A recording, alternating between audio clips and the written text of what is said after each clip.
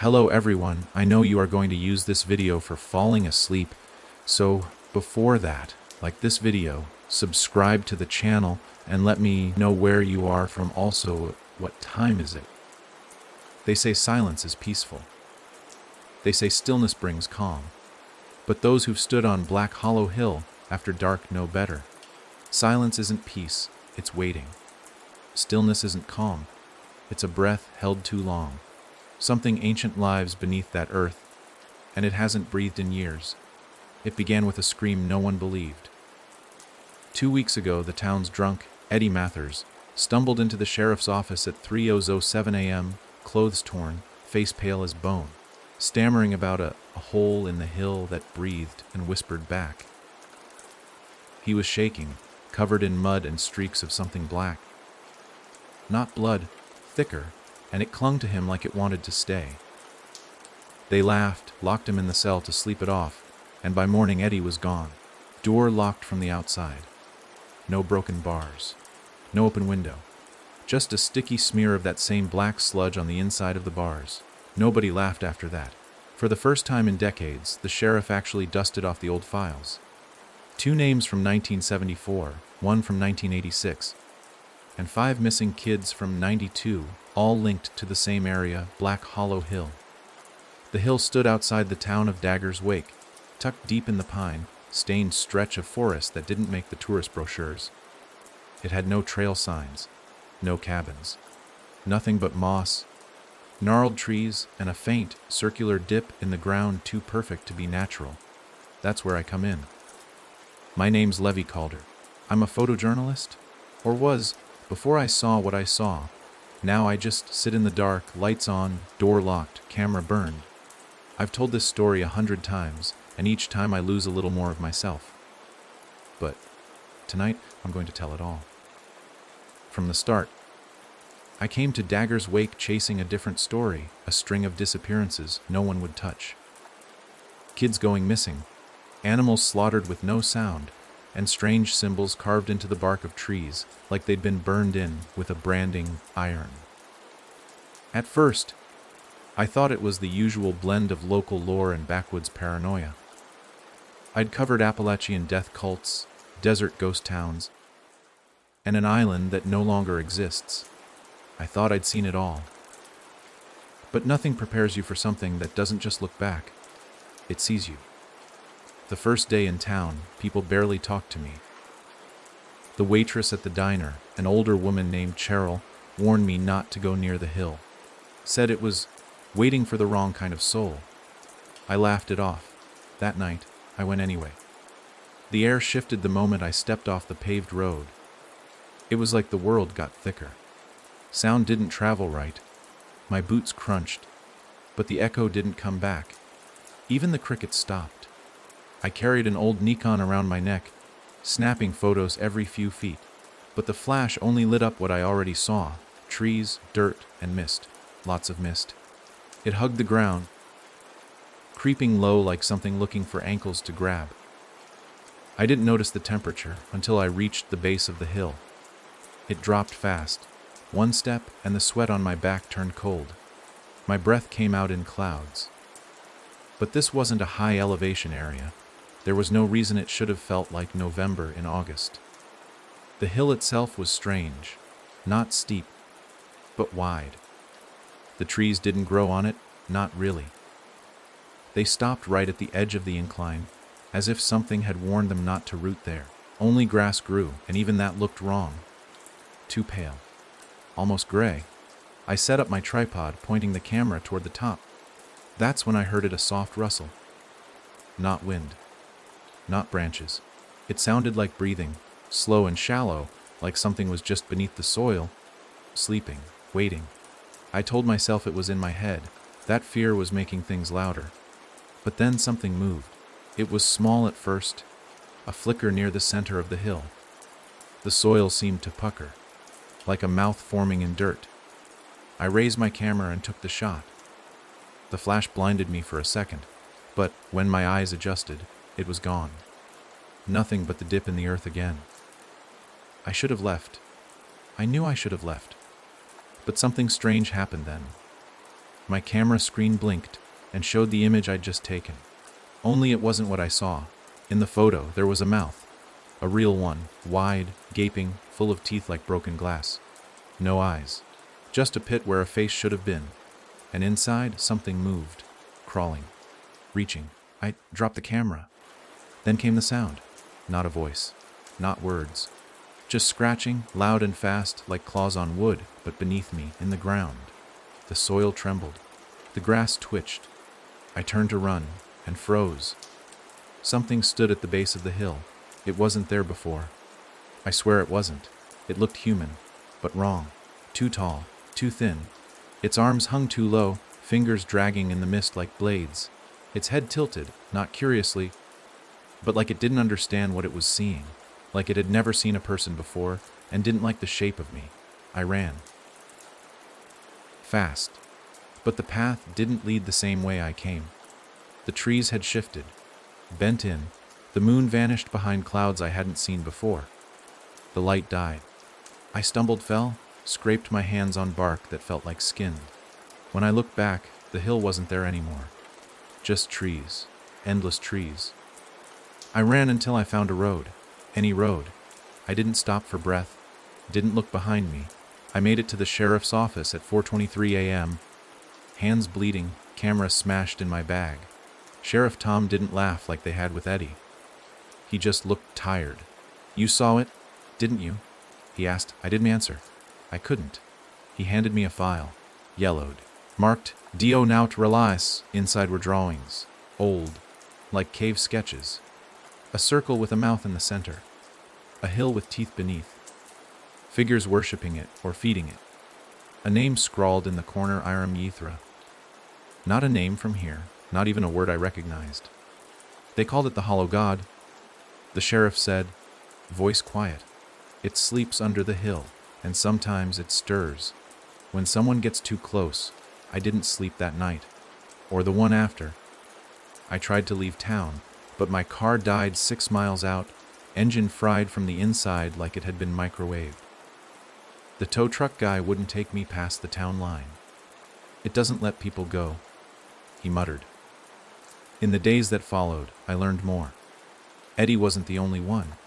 People had seen things, heard things, whispers from drains, hands reaching from under beds, dirt appearing on the floor with no footprints. A girl, Emma Clark, vanished from her room. Her sheets were filled with soil. The windows never opened. And every time, it traced back to the hill. One night, I followed the sound again. I shouldn't have. But I needed to know. It called me. Like it remembered me. Like I'd touched something I shouldn't have, and now it wanted me back. This time, I brought a shovel. At the center of the hill, I dug. The soil was loose, damp, and beneath it, boards, old, rotted wood like the cover of a well. Carved into the surface was that same name, Iram Yithra, and under that a lock. Made of bone. I broke it. I should never have broken it. The breath that came up wasn't air, it was cold and alive. It filled my lungs like drowning in ice. The pit opened. Not fast, not loud, just slow. Sure, like it knew I'd open it eventually. Inside was not a hole, it was a throat. A hand grabbed my arm, white, long-fingered, strong. It didn't pull me down, it held me there, staring. It wanted me to look, to understand. I saw faces in the walls, old, twisted, stuck, still breathing. I screamed, kicked, got free. I ran. I don't know how I got back. I woke up in the woods, camera gone. Dirt in my mouth, symbols carved in my chest, not deep, not bleeding, but there, burned in like they were always meant to be. That was 3 days ago. Now, I hear scratching in my walls. My dreams taste like soil, and every night, the hill gets closer. I don't think I made it out. I think I brought it with me. There's a sound that doesn't belong in a house. Not the creak of floorboards settling. Not the wind brushing against old windows. Not even the scamper of mice in the walls. No, this sound isn't part of a house's vocabulary. It's more deliberate. Claws, not nails. Dragging slowly across wood, just on the other side of the wall. Not random, rhythmic. Like it's learning a language I never wanted it to speak. The morning after the hill, I woke in my motel bed with the taste of wet dirt on my tongue and a burning sting across my chest. At first, I thought it was a dream, a leftover image from the horror I'd stumbled into. But when I lifted my shirt, there it was.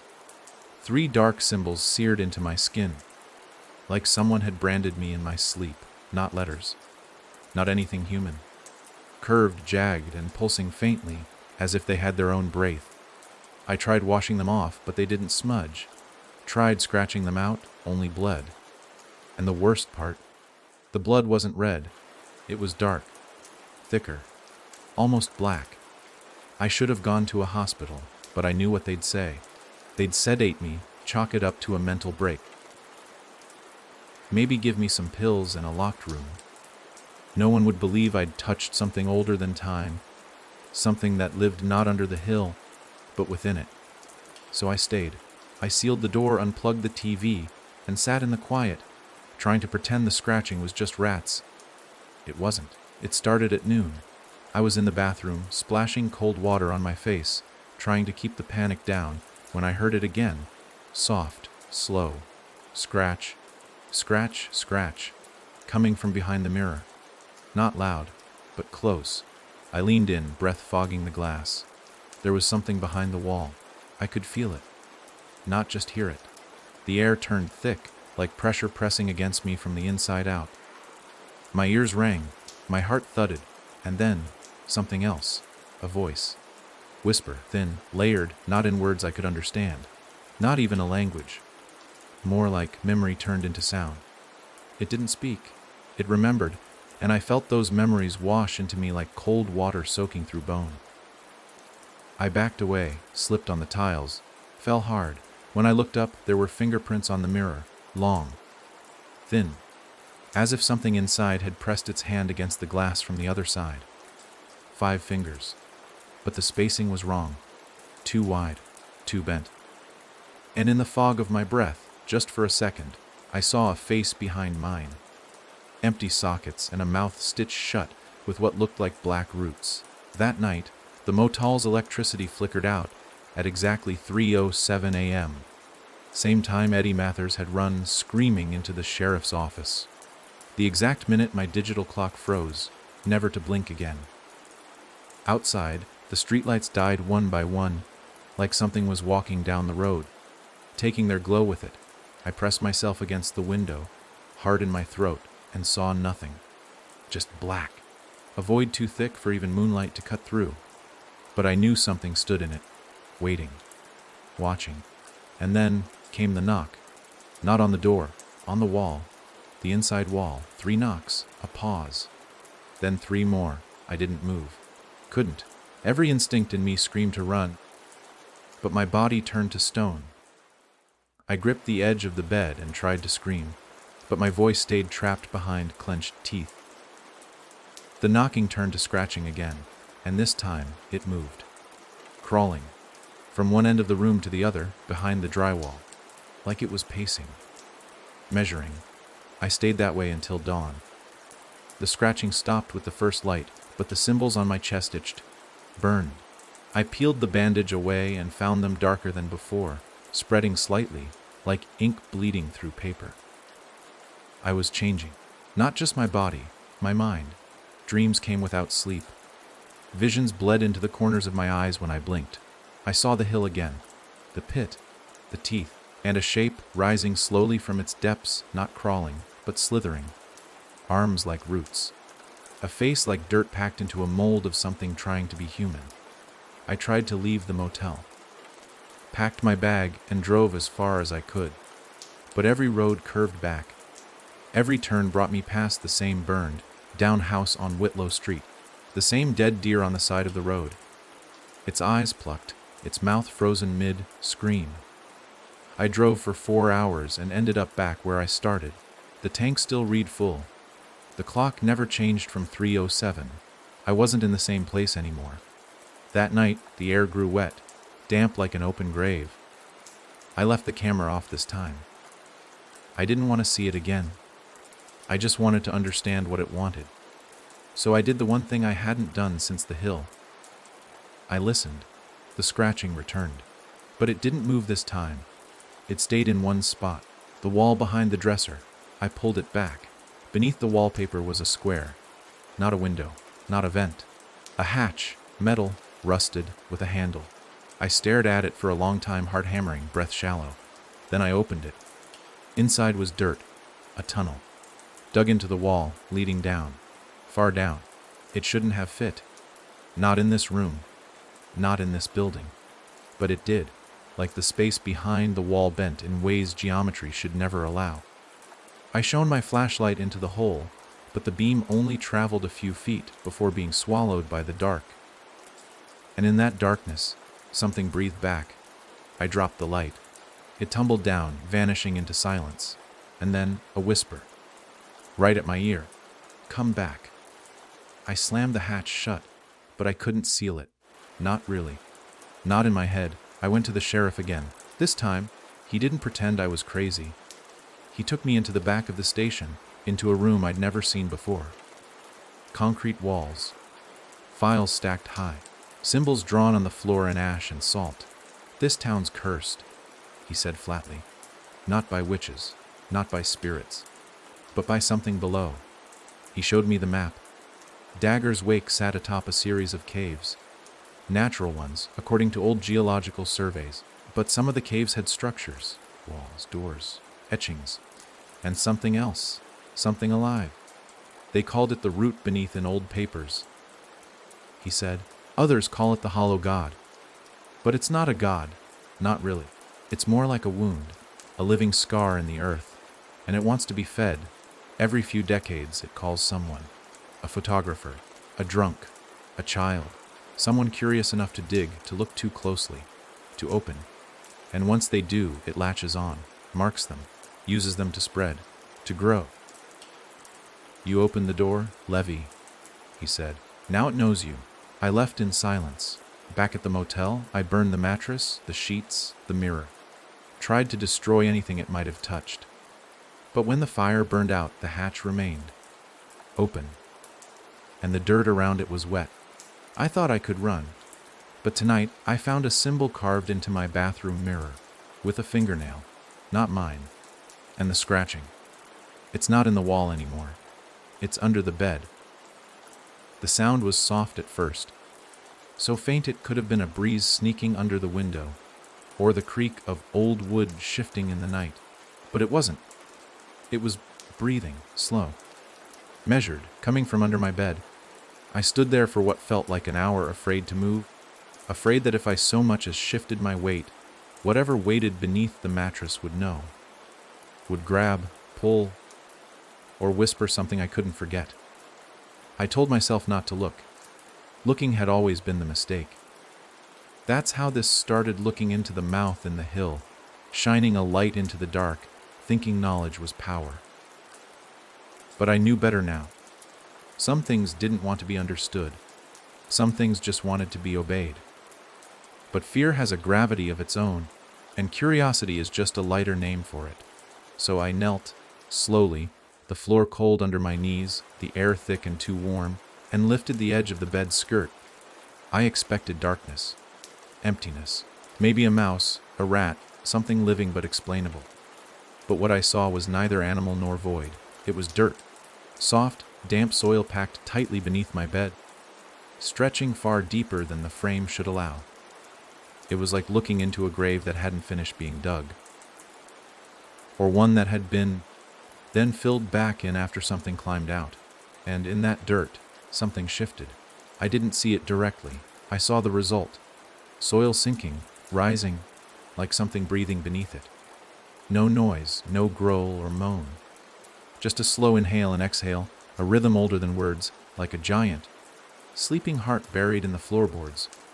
I leapt back, knocking over the nightstand. The lamp shattered, the bulb popping in a flare of sparks that left me in complete darkness.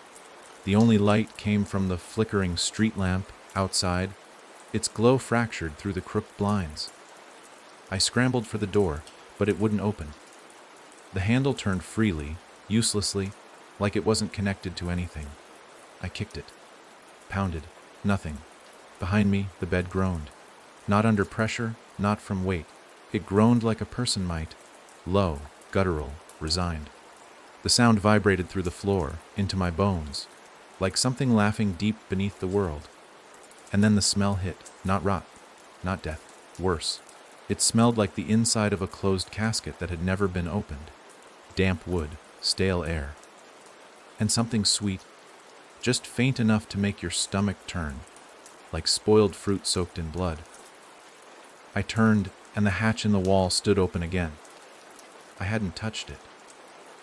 But it had opened. I moved to seal it, to hammer it shut, anything. But something stopped me. A handprint. On the inside of the metal. Not muddy. Not bloody. Charred. Like a hand made of smoke had pressed against the steel and burned itself there. 5 long fingers, and a thumb placed too far down, like the hand wasn't meant for anything with a human skeleton. I backed away, breathing hard. Head spinning. The room shifted. The walls seemed to stretch, the corners pulling away from each other like the space was bending, stretching out to make room for something larger than it was supposed to contain. Then the mirror cracked, clean down the middle. Not shattered. Just one single fracture, as if the glass were reacting to pressure from inside the reflection. That was when the voices started again. Not out loud, not in the room, in my head, but they weren't thoughts. They were memories, not mine.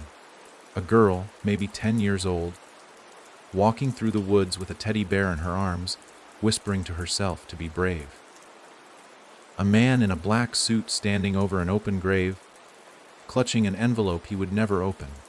A woman, kneeling at the foot of the hill, eyes rolled back, chanting something with dirt crammed into her mouth until she choked on it. They weren't dreams. They weren't hallucinations.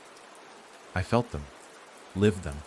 The girl's fear, the man's shame, the woman's obedience, and all of them, led back to the hill. I knew what it meant.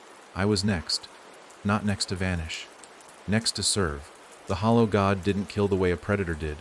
It wore people, crawled inside them, used their faces, their voices, their memories. I'd seen Eddie Mathers again, 3 days ago, in the reflection of a shop window. Only it wasn't him. His face was too smooth, too pale, and his mouth moved a second slower than the words that came out of it. It was wearing him like clothes. And now it was waiting for me to give up, to stop running, to open the door from the inside. I couldn't sleep. Every time I closed my eyes, I felt the bed breathing again, felt fingers brushing my ankles from beneath. My phone didn't work. My messages never sent. Every clock still read 3:07. I was in a loop, not just in time, but in space. This room wasn't in the motel anymore. It was inside the hill. That night the lights didn't just go out, they screamed. The bulbs burst with a high, pitched whine like something being slaughtered. The air turned sour, thick. Every surface felt damp, and when I touched the wall, it pulsed beneath my palm. I needed to get out. I needed to dig. The hatch. I didn't think. I just moved. Crawled inside. Flashlight in one hand, knife in the other. The tunnel was tighter than I remembered. The walls moved, subtly, like breathing lungs. The dirt clung to my clothes, my skin, getting into my eyes and mouth. But I kept going. There was no up or down anymore. No direction. Just closer. Eventually, the dirt gave way to stone. Carved walls. Symbols I couldn't read but somehow understood. Warnings. Prayers. Chains. And then I found the room. A chamber, circular, lined with bones. Not animal, human, old. Arranged like ribs in a giant skeleton, with the floor in the center sunken like a bowl. At the center was a well, not for water, for something else. I heard it breathing again, louder now, not behind a wall but beneath my feet. Then I saw her, the girl from the vision, the one with the teddy bear. She was in the corner, eyes empty, skin the color of ash. Her lips moved, but no sound came out. She pointed, not at me, past me. I turned. It stood behind me, not a creature, not a person, a presence. It wore a face that flickered, child, man, woman, beast. Its body was smoke held together by hunger, and its mouth opened wider than any jaw should allow. It didn't speak. It entered me. I fell. not down, inward. And as I sank into blackness, the last thing I heard was my own voice whispering from above me. Come home. Falling is supposed to come with motion, a rush of air, a sense of speed, the ground rushing up to meet you. But this fall didn't feel like that. It felt like silence. Cold, vast, and endless. I didn't tumble. I descended, swallowed into a kind of sleep, where consciousness stretched thin, pulled tight over a shape that wasn't mine. And in the center of that sleep, something watched me. Not from above or below, but within. A pressure behind my eyes, as if another gaze had opened inside my skull and turned around to look back at me. When I woke, I was lying on a bed of roots, deep underground, in a place that should not exist. The air was damp and warm like breath. The walls pulsed slowly, in rhythm with something massive. Each pulse pushed a slow wave of air that smelled of rotted wood and rusted blood. The stone around me was covered in carvings, etched deep, almost desperate, as though whoever made them had been begging rather than documenting. The roots beneath me writhed when I sat up, not enough to move me, but just enough to let me know they were aware. I stared around the chamber. It was circular, vast, but not wide open. The space felt full, not with objects, but with weight, with presence. Something lived here. Or maybe this was the thing, a stomach of stone, a brain made of cave. I stood slowly, knees trembling. My flashlight was gone, no bag, no knife, but I could see, not because of any natural light. The air itself glowed faintly, greenish, like algae floating through water. And in that glow, I saw them. Faces. They were not alive. Not anymore. Dozens, maybe hundreds, embedded into the walls. Some screamed in silence, mouths stretched wide, eyes empty. Others grinned, frozen in ecstasy or madness. It was hard to tell, but all of them looked aware. Like whatever part of them had once lived in flesh had been trapped in the stone. And then one of them blinked. I stumbled backward, slipping on the wet floor. My hand landed in something soft. I pulled it away and looked. Hair, long, dark, and freshly cut. Not old, not decayed. Whoever had been down here last hadn't left long ago. Then came the sound again. Not breathing, not scratching. A low hum, like a throat clearing before speech. The ground trembled, and from somewhere beyond the chamber came a wet, sliding noise, like something massive shifting its weight. I should have run. But something in me knew better. Knew there was nowhere to run to. Because I wasn't beneath the town anymore. Not really. I was inside something now. Inside the hollow god. A thought crossed my mind. Not mine. A whisper, faint and dry like parchment curling in fire. You are open now. I don't know how long I stood there. Maybe hours. Maybe minutes. Time didn't flow here the way it did above. It felt static, like a photograph of a moment looping endlessly. A drip fell from the ceiling. It hit my shoulder, cold, sticky, black. I looked up. The ceiling was alive. A mass of flesh, or something like it, stretched across the stone. Veins pulsing, twitching. From the center hung something like an eye, closed, but twitching. Swollen, surrounded by scars. And from it leaked the black ichor that had stained Eddie Mathers, that had marked the walls of the sheriff's cell. The eye opened. There was no iris, no white, just depth, a tunnel into forever, and in that forever, something spoke, not with sound. With truth. It didn't tell me a story, it showed me. The hill wasn't just a place, it was a wound. Torn open ages ago by people who had forgotten their names. People who dug too deep, and woke what should have never been remembered. It showed me the town's founding, not as a settlement, but as a cage. A ring of buildings around a scar in the earth, meant to distract, to deflect, to hide what pulsed below. Dagger's Wake wasn't cursed by accident. It was built to hold this thing. And someone, somewhere, had started feeding it again. The disappearances, the marks, the symbols on trees. These weren't warnings. They were invites. And I had accepted mine when I snapped that photo, when I looked into the mouth in the hill and didn't turn away. I tried to speak, to scream, but my mouth wouldn't move. My jaw locked, my eyes filled with water. The root bed beneath me tightened, holding my legs. Not cruelly. Gently, like a mother laying her child back to sleep. The eye closed, and the silence returned. But then footsteps. Not echoing, not distant, close, wet. Someone, or something, walked into the chamber. I turned. It was me, or looked like me. Same face, same clothes, but the skin was too pale like candle wax. The eyes were all pupil, no white, and the mouth was too wide, too ready. It stared at me, tilted its head, then smiled. Almost ready, it said, my voice but not my tone. I stepped back. The roots wouldn't let go. I was locked in place. It walked closer, reaching out, one long finger tracing the burn marks on my chest. The shell cracks, it whispered. You're not broken yet. But soon, it leaned in close. I smelled soil and rot. Do you know why you were chosen? I couldn't answer. Because you saw it, it said. Because you listened. Because you dug. It stepped back, then split open. I don't mean it died. I mean the thing peeled itself apart from the chest up, like a curtain of meat drawn back to reveal the truth. And inside was the hill. The same slope, the same mouth, but inverted. Not a hill now, a pit. And from the center of that pit something rose. A child's arm, followed by another. Then a face, Emma Clark, the missing girl, alive.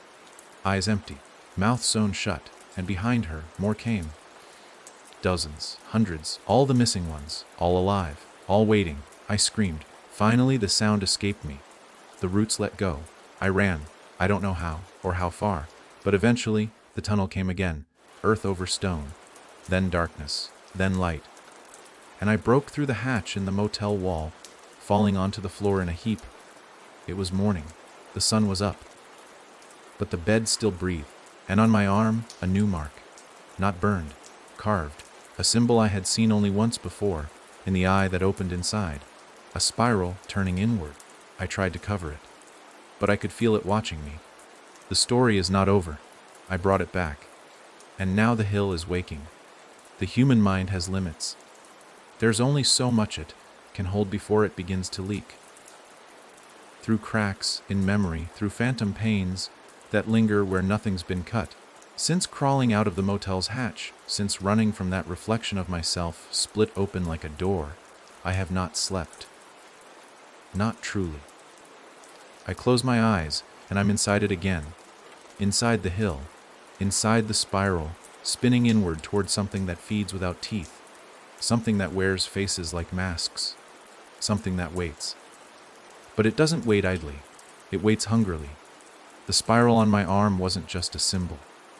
It pulsed faintly at first, like the ghost of a heartbeat. Every few hours, it would itch, burn, throb like something alive had nested beneath the skin. No medicine helped. No ice could numb it. When I wrapped it, the bandage would dampen within an hour, soaked not in blood, but in something thick and black with a faint, sour, sweet scent that lingered in my nostrils and left a taste on my tongue even days later. I knew I couldn't stay in that motel. The walls weren't just cracking. They were listening.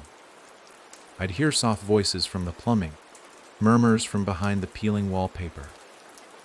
One night, the ceiling above my bed bulged like something breathed behind it. The staff stopped answering my calls.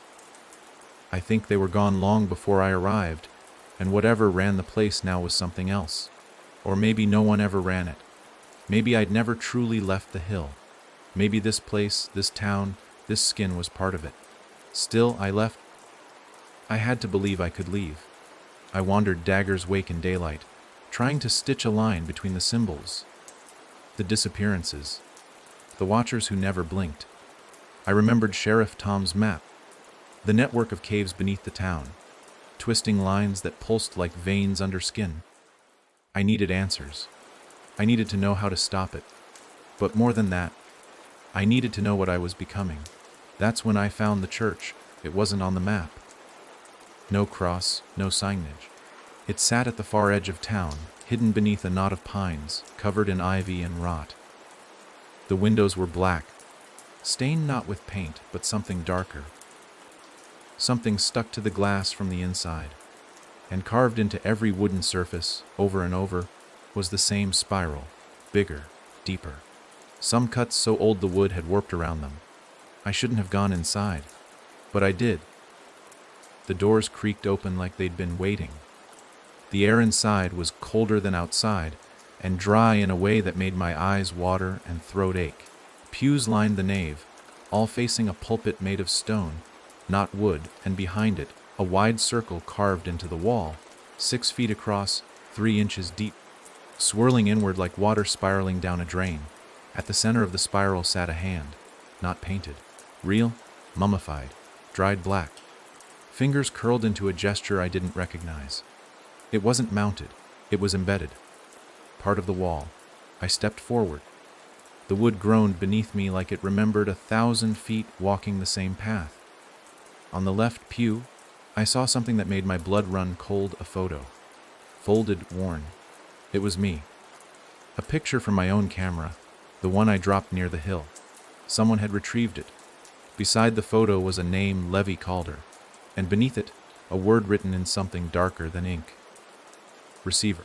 That's when the whispers began again, not in my head this time, out loud. Receiver.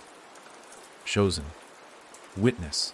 They came from every pew, from every crevice in the wall. The shadows leaned forward.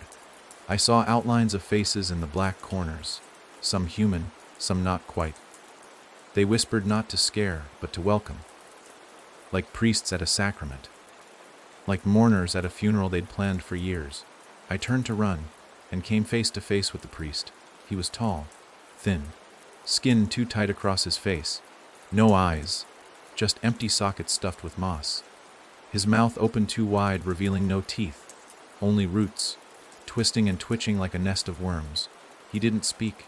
He sighed, and in that sigh, I felt the spiral on my arm throb, as if answering a call. He raised a hand. On his palm was a scar. The same spiral, but his pulsed faster. I don't know what instinct moved me then, what ancient spark of survival still flickered in the part of me untouched by the hill, but I ran. I burst from the church into the daylight, blinking against the sudden sun. Behind me, the church door closed not with a slam, but with a breath. That night, I checked my camera's memory card. I hadn't dared touch it since returning. Most of the images were corrupted, blistered by static, smears of light, and shape twisted into incoherence. But one image had survived, the photo I'd taken of the hill. Only now, the hill wasn't empty. At the center stood a figure, tall, thin, head tilted, arms stretched wide as if offering an embrace. No face, just a spiral carved into the space where eyes should have been. I checked the timestamp. It was taken the night before I went to the hill, before I ever saw the mouth, before I ever opened the hatch. Something had been waiting, posing, calling. The spiral wasn't just a symbol. It was a map, a path, a process. It began at the edge, curiosity, accident, fear, and pulled inward until you weren't walking anymore. You were sliding, falling into something with no end. The final stage, willingness. To carry it, to become it. I didn't sleep again, not because I couldn't, because I was afraid of what would happen if I did. Each night the spiral glowed a little brighter. Each night the whisper came a little closer. Once, I saw my own reflection blink when I didn't, and worse, smile. The next morning, my mirror was covered in dirt, and a message written in long, careful strokes. We are almost through. The day after, every tree in town bore a new spiral, fresh, carved overnight. The children had stopped speaking. Birds no longer sang.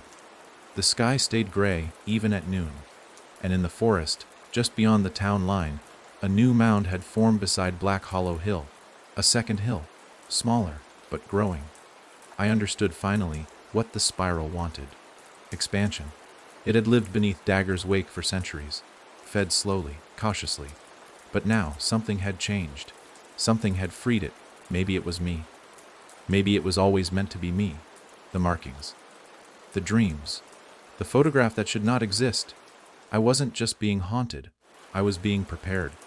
The priest from the church stood outside my window last night, Still, silent, watching.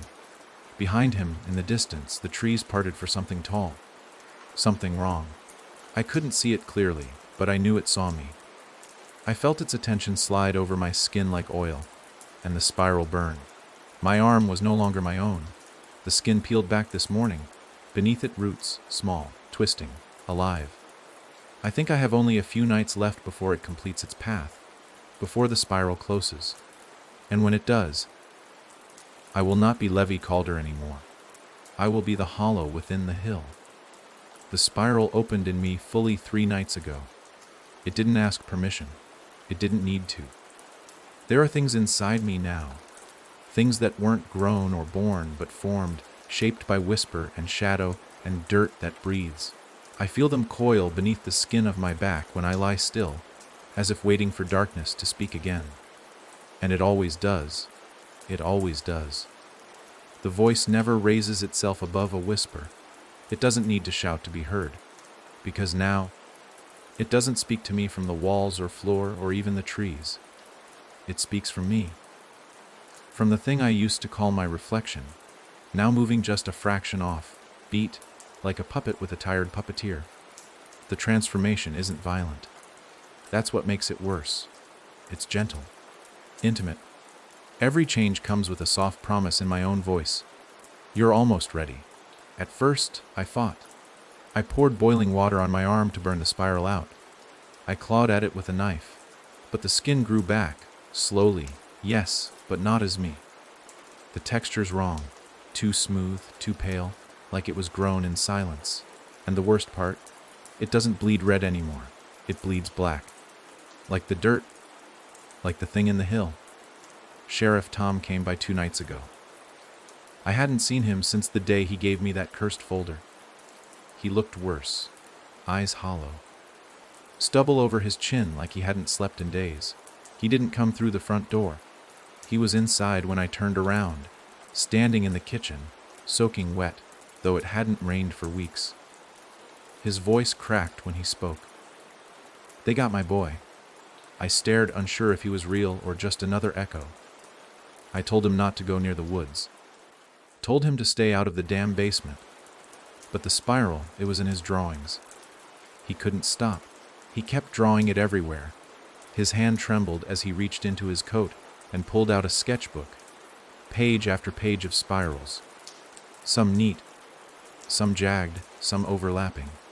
And then, near the back, a drawing that didn't match the others, a hill split open, a throat inside, and a figure standing at its mouth.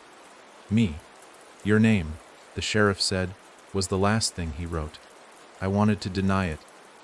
Scream that this wasn't my fault, but I couldn't. Because I'd known. Deep down, I'd known since the night of the photograph. I hadn't just seen something. I hadn't just been marked. I had been claimed. Sheriff Tom reached into his pocket again and pulled out a revolver. He placed it on the table between us and sat down. I won't make it through the night, he said. They're already inside the house. I can hear them, walking, breathing under the floorboards. My wife hasn't spoken in 2 days, just sits at the edge of the bed humming.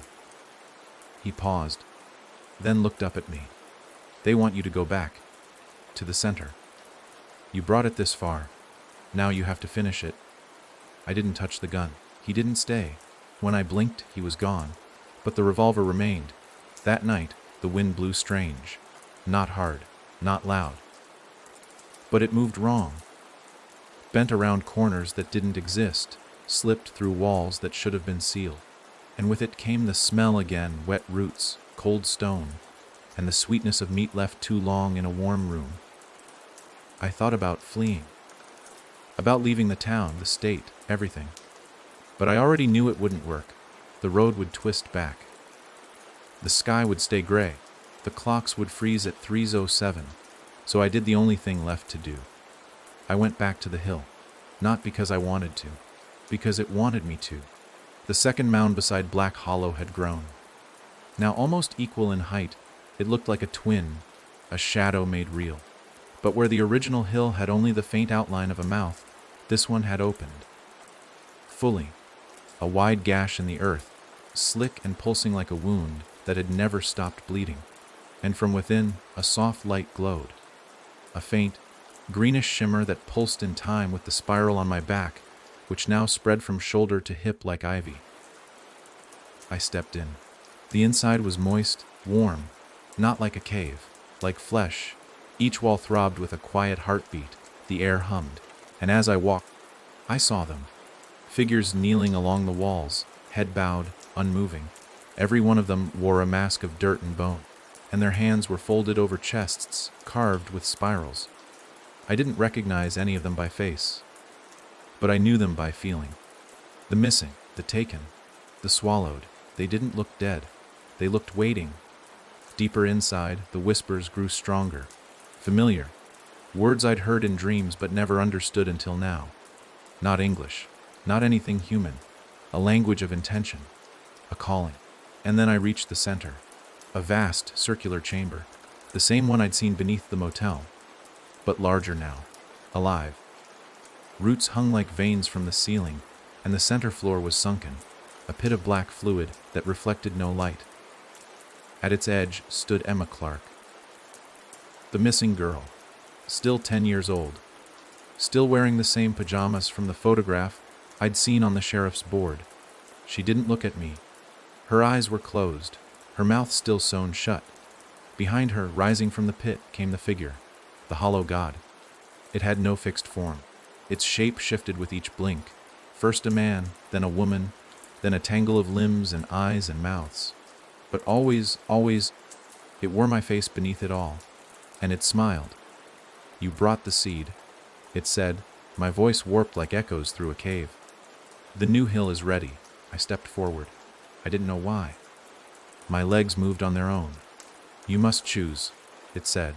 "Enter and join, or stay and be consumed." There was no middle, no salvation. Only one last choice. I looked down at the black pool. It rippled, not with wind, but with breath. I could hear voices in its surface. My mother's laugh, my father's voice on the phone, a dog I hadn't seen since childhood, all speaking at once, all beckoning. And I understood then. This was what it fed on. Not flesh, not blood, memory, self, identity. The spiral hadn't marked me for death. It had marked me for shedding, to be hollowed out, emptied, and filled with it. So I stepped forward, and I chose. I didn't feel the plunge. That's the part that haunts me most. There was no splash, no violent jerk as I fell into the pit. Just a strange, warm silence, as if my body stopped belonging to gravity altogether. The black fluid that made up the hollow god center wasn't liquid. Not really. It was thought. Memory. Identity melted down into something you could wade into and never come back from. And I was sinking into it willingly.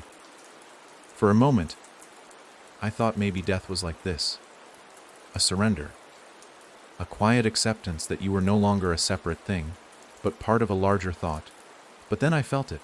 Not the pain of being torn apart. No. That would have been a mercy. What I felt was exposure. Every memory, every secret I'd buried in the folds of my life began rising to the surface, torn from me like bark from a tree. I saw my 8th birthday party. The time I cried under the bleachers in junior high. The night I watched my brother walk out the door and never come back. And I saw all of it from above, detached, observed, as though I were no longer the owner of my past, just a screen playing it. And then it got worse. The thing inside the spiral began stitching those pieces into itself. It took my memories, but not like a thief, more like a tax collector, an old agreement being honored. It pulled my emotions apart, removed my instincts, rebuilt my desires. I could feel it adjusting the fibers of my personhood, not to erase me, but to repurpose me. I was being tailored to serve something too vast to name. I don't know how long I was inside that pit. Time bends there. It stretches, curls back in on itself like a cat. But when I came to, I was lying on a cold floor, naked. Breathing. Different. I recognized the room, though it had changed. The spiral chamber beneath the second hill had expanded. The roots that had once pulsed faintly now glowed with a steady, sickly green light. The kneeling figures were gone. The air was dry, still, as if the place had finally exhaled. My body was not my own. The spiral that had wrapped my arm was now carved across my entire torso, not in blood or tattoo ink, but with something darker, almost iridescent. It shimmered when I moved. I tried to speak and found that my voice came out wrong. Too soft, too distant, like it had to travel from somewhere behind my ribs. I staggered to my feet. The hollow god was gone, but its residue filled the space, and I was not alone. Emma Clark stood in the entrance of the chamber, her eyes now open, mouth still sealed shut. But something had changed. She wasn't possessed. She was awake. She walked toward me slowly, deliberately, and I understood she was like me now. Changed. Rewritten. Hollow. She raised her hand and pointed to the ceiling. There, written in the twisted tangle of roots, was a single phrase, scrawled in blood red, "The town is ready." That night, I walked back into Dagger's wake. No one stopped me. No one looked at me. They didn't have to, because they all knew. Every house I passed was lit, windows glowing with a dim amber hue that shouldn't have existed. Inside, I saw people kneeling in front of televisions that showed only static, whispering to themselves in broken tongues. Children sat cross-legged in circles, drawing spirals in chalk on hardwood floors, their eyes wide and unblinking. And on every doorstep was a bowl of soil, wet, black, steaming. The town had changed. Or maybe I'd changed, and the town had simply revealed its true shape. I made my way to the sheriff's station, half expecting to find it abandoned. But Sheriff Tom was there, sitting behind his desk, staring ahead, motionless. A thick trail of dirt oozed from his eyes, dried like tears down his cheeks. "I told you," he whispered when I entered. "It's too late," I nodded. "I know." He stood, walked to the corner, and pulled a tarp off what looked like an altar. It was made of stone, no, not stone.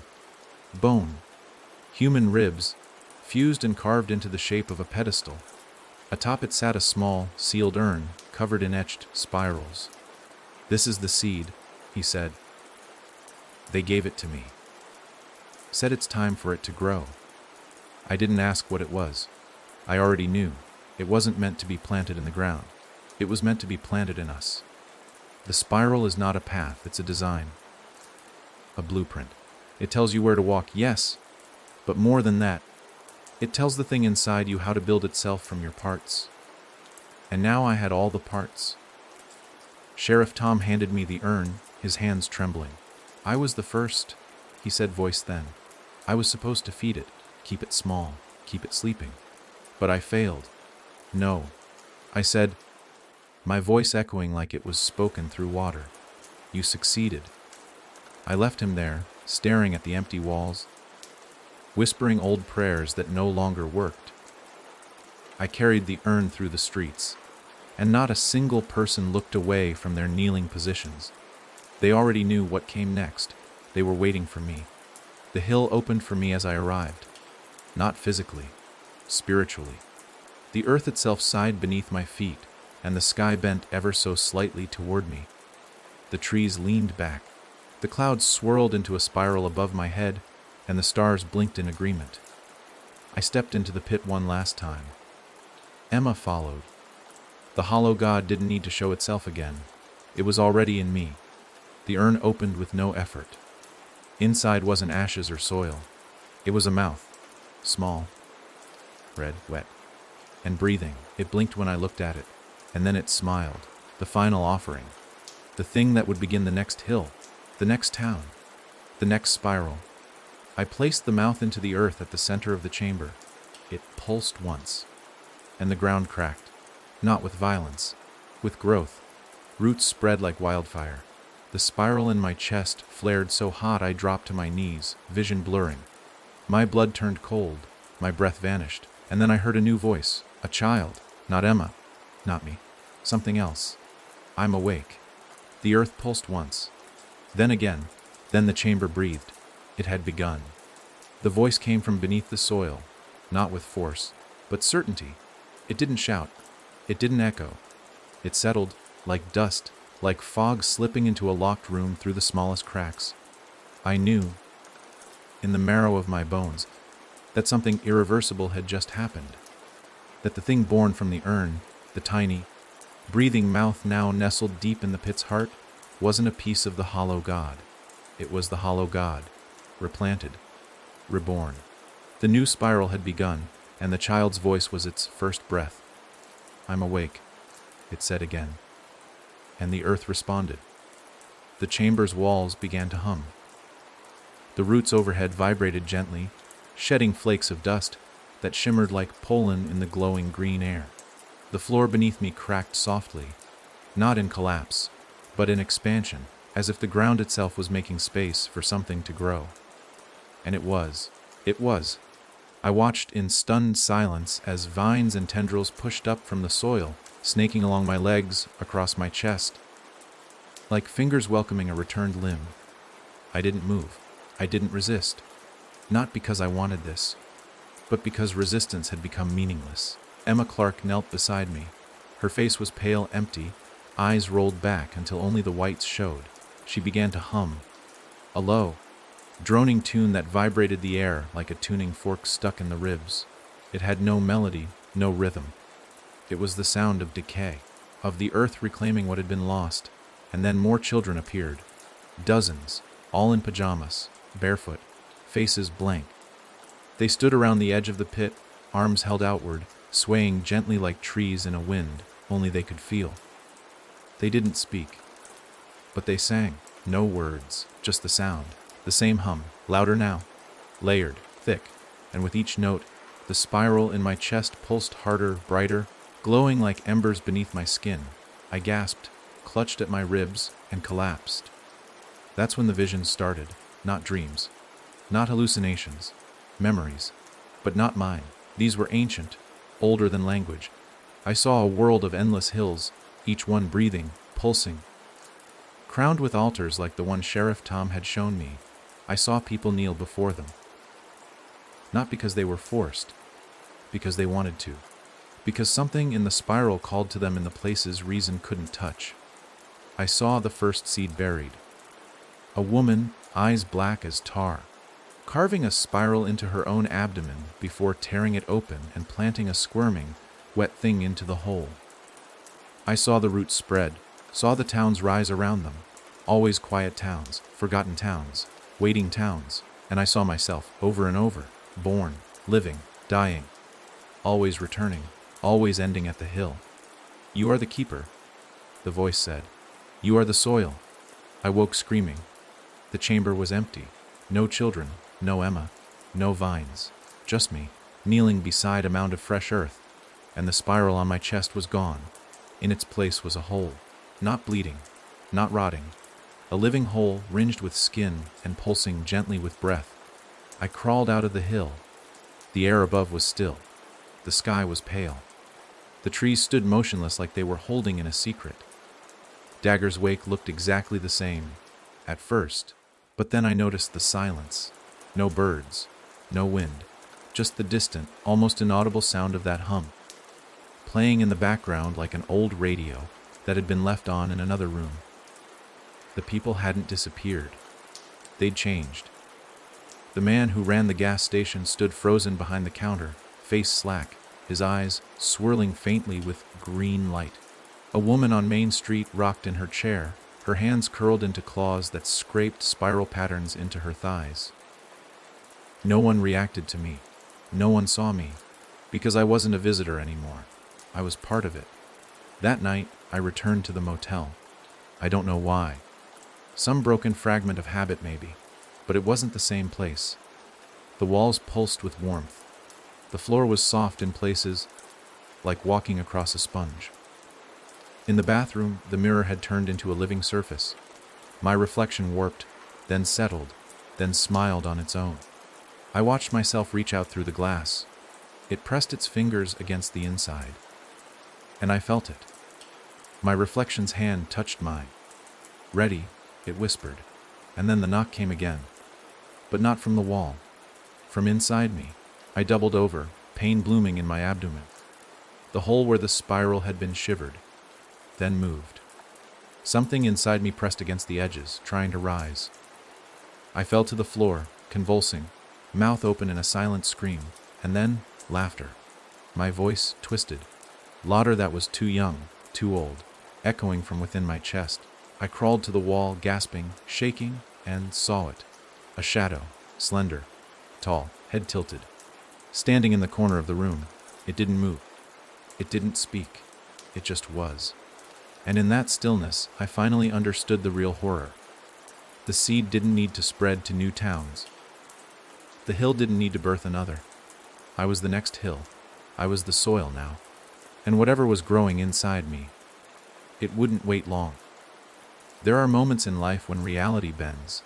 Not breaks, not tears completely, just bends enough for something else to slip in. Something darker.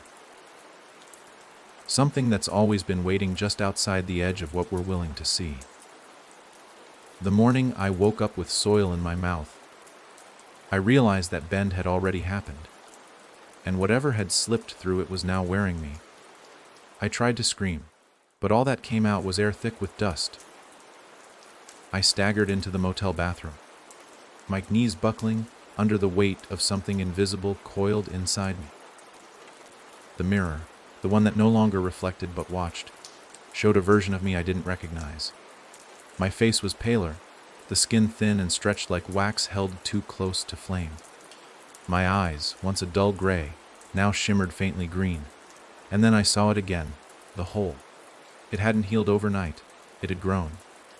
What was once the size of a thumbprint was now large enough to nestle my entire hand inside. The skin around it was puckered and dark, the edges pulsing gently with life. Not my life, its life. I pressed a hand to it, half in horror, half in fascination, and felt warmth. Not body heat, but something else, something deeper. Something alive inside the hole, something waiting. That was when it spoke again. You are the hill now. The voice came not from the room, not from my mind, but from the hole itself. Spoken in my tone, in my cadence, but not me. A cold whisper echoing from beneath the skin. My knees buckled. I fell to the tile. I couldn't cry. Couldn't scream. I just knelt there as my body pulsed, every vein humming with that sickly rhythm.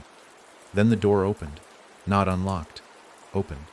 And standing there was Emma Clark, still 10 years old. Still wearing the same faded pajama top. Her eyes, however, had changed. The green glow that had once pulsed in others now blazed in her gaze like fire behind frost. She didn't speak. She simply pointed to my chest. The child grows fast in good soil. She finally said, her voice no longer hers. Deeper, echoed. It came from inside her mouth, like someone else was using her vocal cords as a borrowed flute. What's inside me? I rasped. You, she answered, tilting her head. What comes next is your choice, but not your decision. I didn't understand what she meant, but then she walked over to the wall and placed her small hand against it. The wallpaper peeled back like dead skin. Behind it, the wall had changed, flesh colored now, slick and pulsing, and as her hand rested on it, it opened, not like a door, but like a wound parting for a scalpel. Come home, she whispered, and she stepped inside. I didn't follow. Not then. I ran. Out of the motel. Down the street. Past the houses with windows that blinked like eyes. Past the gas station, where the same man now stood naked behind the counter, arms lifted in worship to a ceiling that whispered back. I ran until my lungs ached, until my vision blurred, until I reached the edge of town. And there, just beyond the "Welcome to Dagger's Wake" sign, was the road, clear, straight, open. I couldn't believe it. The road hadn't twisted back on itself. The trees didn't close in. The sky didn't turn to smoke. The world beyond Dagger's Wake had returned.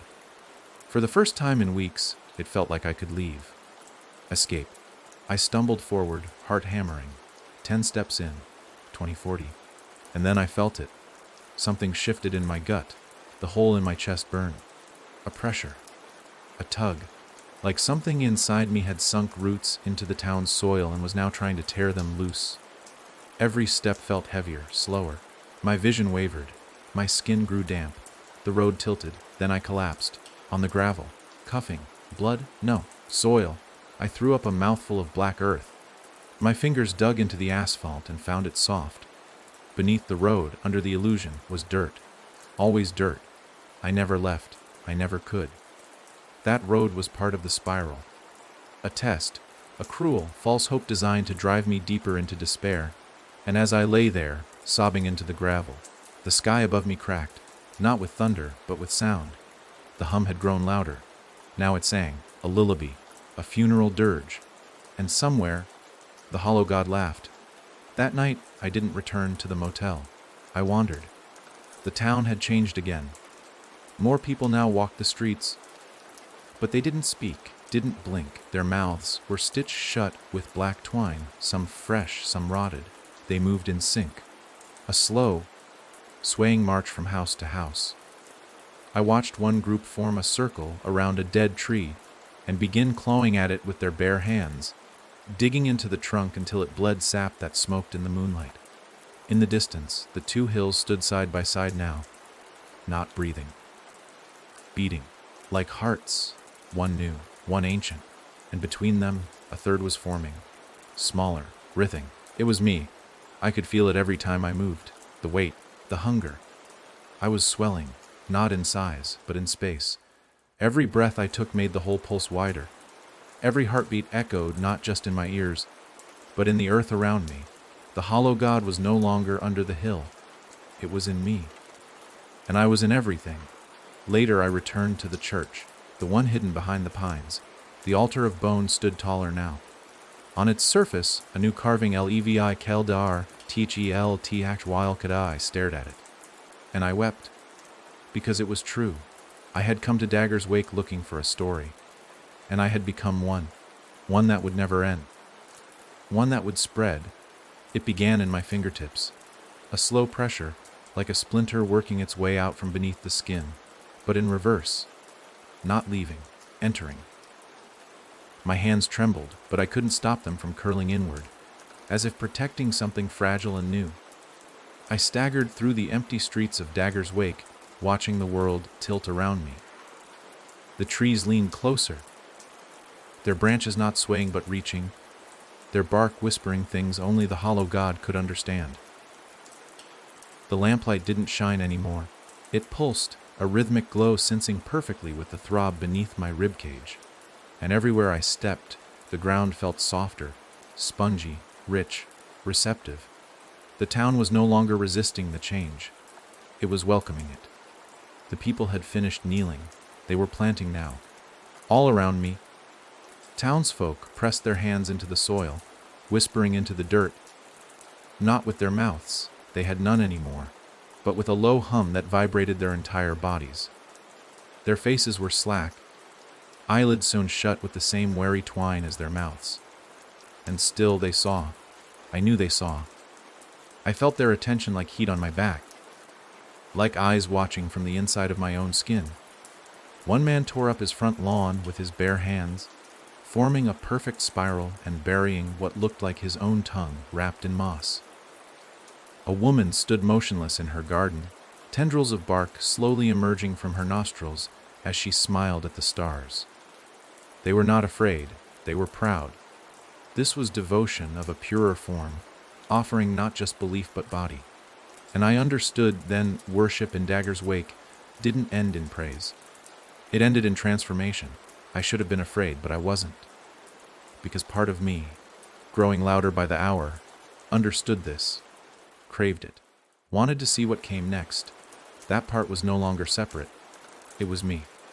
I felt my back tighten, spasms rolling across my spine like something pressing outward from beneath the skin. I collapsed behind the abandoned diner and tore off my shirt. My skin writhed. There, just beneath the shoulder blades, thin lines stretched outward. Veins, no roots. Pale tendrils pushed up from my flesh, searching the air like antennae. They twitched at the scent of the wind, unfurling, opening like petals. I cried out, not from pain, but from the sheer wrongness of it. That's when Emma found me again. Not a child now. She still wore the face of a girl, but her presence had shifted. Her hair had gone white. Her eyes were no longer green, but solid black, bottomless, reflective, like pools of oil. She didn't walk. She floated just an inch above the ground, her toes skimming the surface without ever touching it. "You're blooming," she said, voice flat and cold, yet full of something close to admiration. "What am I becoming?" I whispered. She crouched beside me, tilted her head, and placed a hand against the growing roots in my back. They stopped writhing at her touch, became still.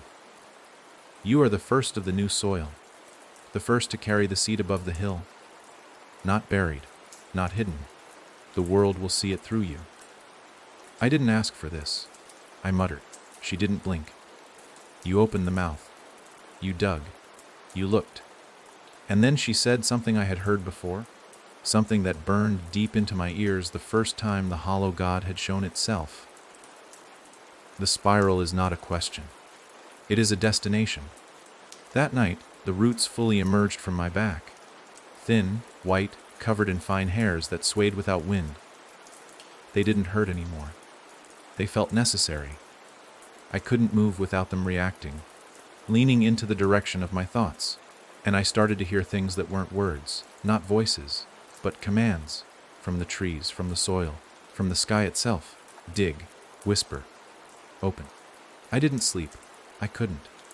Every time I closed my eyes, I saw the hills, thousands of them, each one pulsing with new life, each one wrapped in spirals so large they could only be seen from above. And in the center of each was a figure, standing tall, with a hole in their chest, and roots growing from their back. They were me. They were all me. And I realized with growing horror that this thing wasn't just taking over Dagger's wake. It was replicating, using me as the blueprint. The next day, I found Sheriff Tom's house. I don't remember walking there. It was like my body moved on its own, pulled by some magnetic thread buried deep beneath the town's surface. The front door was open. Inside, dirt covered every surface, piled thick on the floors, spilling from the vents, crawling up the walls. I found Tom in the basement. He was already half gone. His chest was open, empty, not bleeding, just hollow. His eyes were wide and bright with something unnatural, and he was smiling as if he'd just been told the best joke in the world. "Levy," he croaked. "It's beautiful. We're going to be beautiful again. What is it?" I begged him. "What's the end?" He shook his head. "There is no end, just a spreading, just more." He handed me something then, a journal, old and cracked, the leather cover flaking apart like dried bark. Inside were pages and pages of spirals. At first they were clumsy, scrawled by a shaky hand, but then they grew tighter, more deliberate. By the last page, the spiral was perfect, and underneath it, a final note: 1 seed becomes 2. 2 becomes 5. The 5th will walk. The 5th will open. I was the 5th. I wasn't the end. I was the beginning. As I left the house, the sky broke open, but not with rain, with sound. A deep, resonant vibration that came from below and above, like the earth and sky had begun to speak to each other. Every house in Dagger's wake shook. Windows cracked. The trees bent toward the town center. And at the heart of it all, the 2 hills opened, splitting apart like lungs gasping their first breath. Between them rose something new, not a structure, not a creature, a mouth, wide vertical, tall as a building, lined with spiral teeth. And it was calling me home. When the mouth rose between the hills, everything changed. Not just in Dagger's wake, but in the air, the sky, the language of the world itself. The clouds twisted into patterns I'd never seen, impossible geometries that didn't belong in the vocabulary of nature. The sun no longer shone down. It watched, pale and swollen, like an eye left open too long. And the hum, it was no longer a hum. It had become a chant, a wordless dirge that made the blood in my veins slow and thick, as if my body understood something my mind refused to. This was not just the birth of something old. This was the death of the real. I stood before the mouth, my breath shallow, my heart thudding not in my chest, but in my spine, where the roots had now curled across my back like vines around a forgotten statue. They pulsed with life that wasn't mine, breathing slowly with anticipation. I could feel the mouth seeing me, not looking at me, seeing me, as if it had known me far longer than I'd been alive. It wasn't made of flesh or bone. It looked like a wound in the air itself, tall and wide. Lips formed from wet bark and moss-covered stone, breathing slow and steady. Each inhale pulled at the ground beneath my feet. Each exhale coated my skin in dew that smelled like rust and something far older than iron. I wanted to run, but the roots in my back didn't let me. They pulled me closer, and as I stepped over the threshold, past the spiral-shaped stones that lined the mouth's perimeter, I realized something terrifying. I wasn't the first to enter. The ground was littered with footprints, hundreds of them, all barefoot, all leading in, none coming back out. Inside there was no light, not even darkness, just a void, a complete absence of sense, no sound, no feeling, no self. I moved forward not because I could see, but because something inside me remembered the path. I wasn't walking. I was reliving. Somewhere deep in my restructured body, a second memory, planted like a seed, unfurled its branches and guided me through the impossible tunnel. And then I heard it again, the child's voice. "Do you understand now?" My lips moved. I didn't know what I was going to say, but what came out wasn't mine. Yes. The tunnel opened into a chamber that pulsed with a sick glow. Its walls were not made of stone, but of faces. Hundreds, thousands, all staring outward, their mouths open, eyes locked in permanent expressions of devotion or horror. I could no longer tell which. The room had no ceiling. Above was only a chasm that went on forever, filled with twisting vines that reached upward into nothingness. In the center stood Emma, or what had been Emma. Her form had stretched, lengthened, her limbs elongated, her joints too many. The little girl's face remained, but it now hovered above a form that belonged to something unwritten. She moved with the silence of a predator in still water. "You came back," she said, but her mouth didn't move. "What is this?" I whispered, my voice trembling. "The root," she answered, "the true hill. The one that grows when belief becomes body, when the world forgets what it once was and becomes what it was always meant to be." I looked around. "Are these people?" "They were," she said. "Now they are part of the memory, the weight of what came before. All fed to the root, and me," I asked. She smiled. "You are different. You walked the spiral. You grew the first seed. You brought the voice above the soil." I didn't mean to. I said, more to myself than her. I didn't know what I was doing. "But you kept going," she whispered, drawing closer. "You saw the mouth, and you stepped through. There is no going back now." Then the ground trembled. The faces along the wall shivered in unison, and the spiral inside me burned. It was no longer just carved into my chest. It was growing deeper, pushing into the spaces between my ribs, wrapping around my spine, drilling into my marrow. I screamed and collapsed, the pain white, hot and infinite. My body arched, convulsed, split from within. My hands tore at my skin, trying to claw out the heat, and from the center of my back, something emerged. Not roots this time, not vines, but flesh, a second set of arms, thin, pale, infant-like, and they moved. They reached forward not toward Emma, but toward the spiral altar that had risen from the center of the chamber. They knew what to do. They had purpose. I sobbed. I wasn't changing anymore. I was finishing. Emma leaned down, her face inches from mine. "The mouth must speak," she said, "and it will speak through you." I don't remember leaving the chamber. I just remember waking. Outside, standing between the hills, no longer a man, not quite a god, something in between. The townsfolk stood in rows around me, silent, still. A congregation of empty vessels, eyes glowing faintly, spiral-shaped brands etched into their flesh. And in front of them, the earth split open. The third hill had risen. Smaller, but wreathing. It pulsed with breath, it dripped with memory, and at its peak was a mouth, like mine. I opened my chest, and it opened with me. I was no longer Levi Calder, I was the echo, the one who carries the voice, and the voice was ready to speak. The first sound that came from the new mouth wasn't a word, it wasn't a scream. It was a memory, not a recollection, not a whisper of the past, but a fully formed moment that unfolded in the air like a blooming flower of thought. And it didn't enter through the ears, it entered through everything: skin, teeth, blood. I felt my lungs inflate with it, my heart beat in time with it.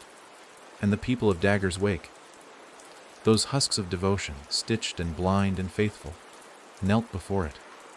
I could feel it rising inside me, the pressure of something vast, ancient and starving, not for food, not for worship, for form. It wanted to wear the world like a body. It wanted to shape itself into something that could be seen.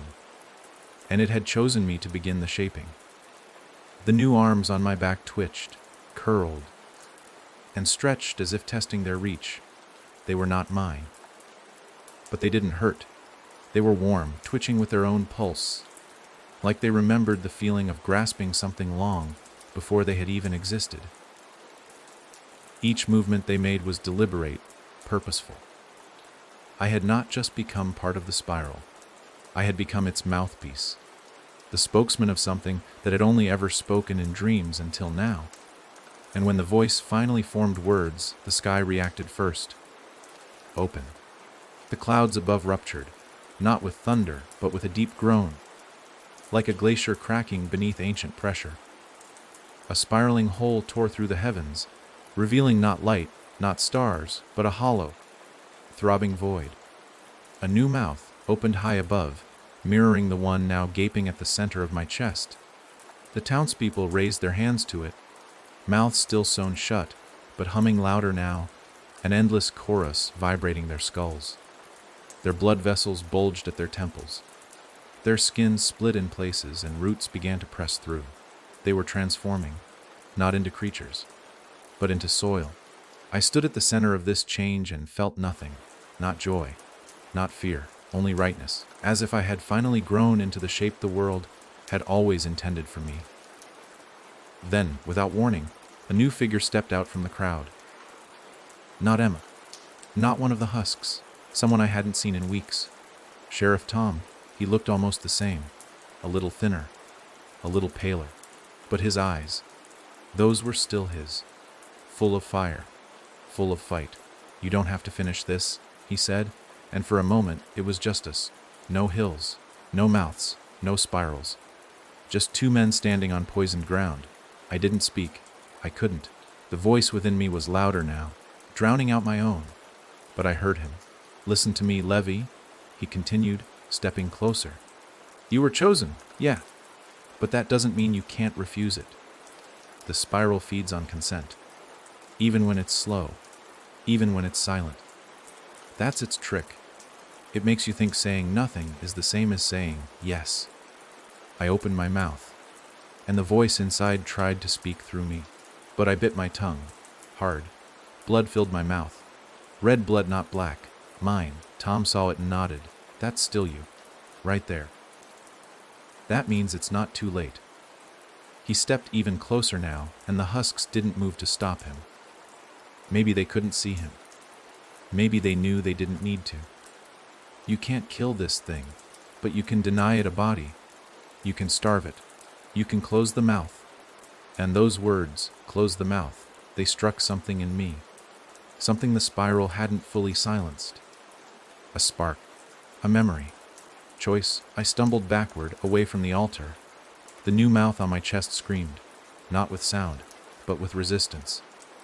The roots that had grown from my back writhed, lashing the air like angry serpents. My second arms clawed at the ground, trying to drag me back to the center. But I fought, step by step, back through the town, back past the husks, back toward the motel. Every inch I moved. The pain got worse. It felt like someone was pulling my bones out through my skin with hooks made of heat and teeth. The voice raged. It didn't beg. It commanded, "Open." But I didn't. I closed. My jaw clenched, my fists tightened, and I ran.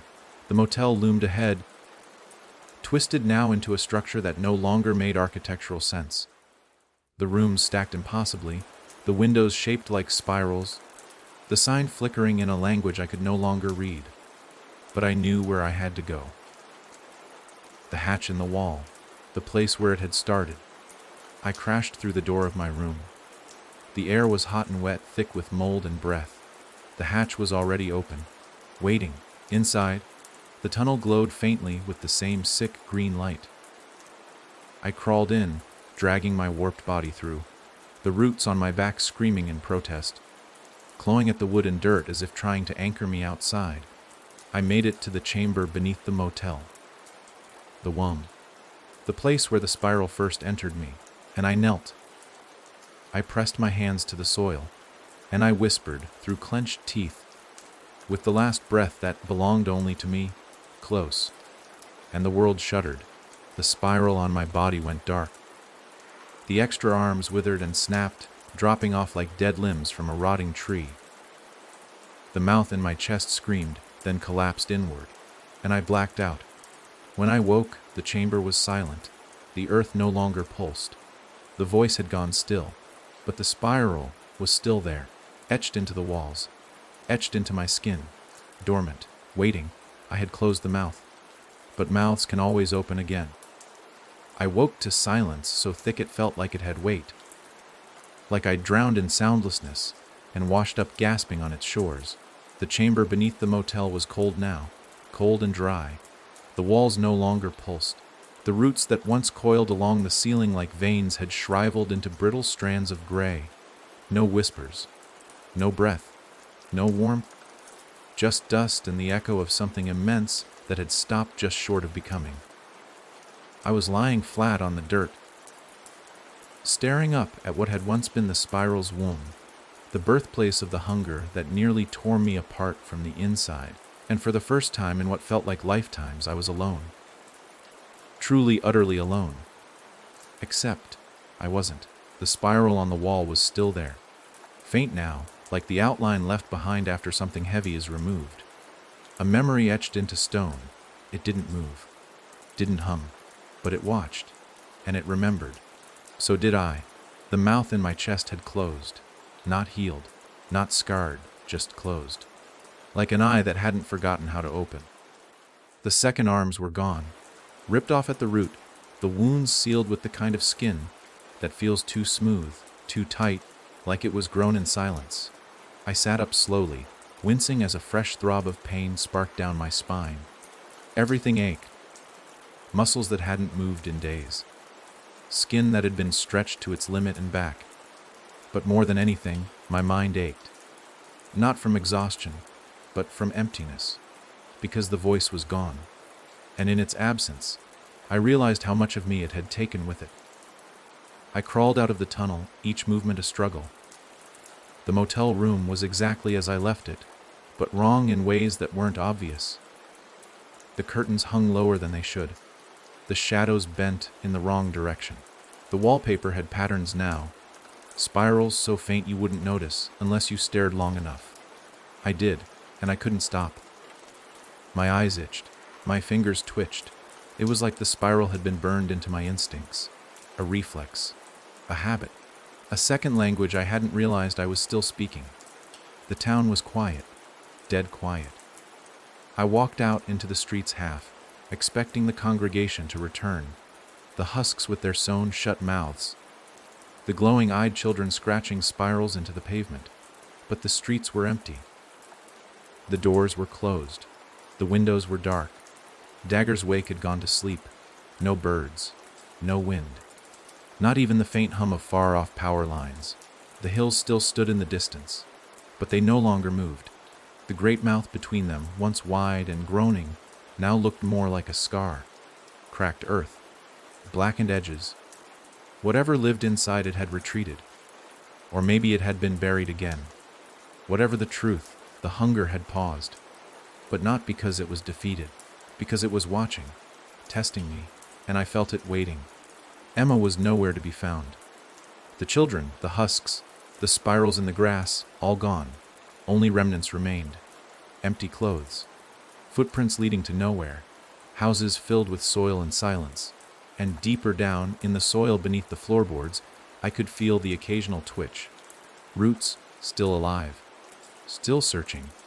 I walked to the church. The spiral, carved ruin where this new phase had started. Its doors were wide open now.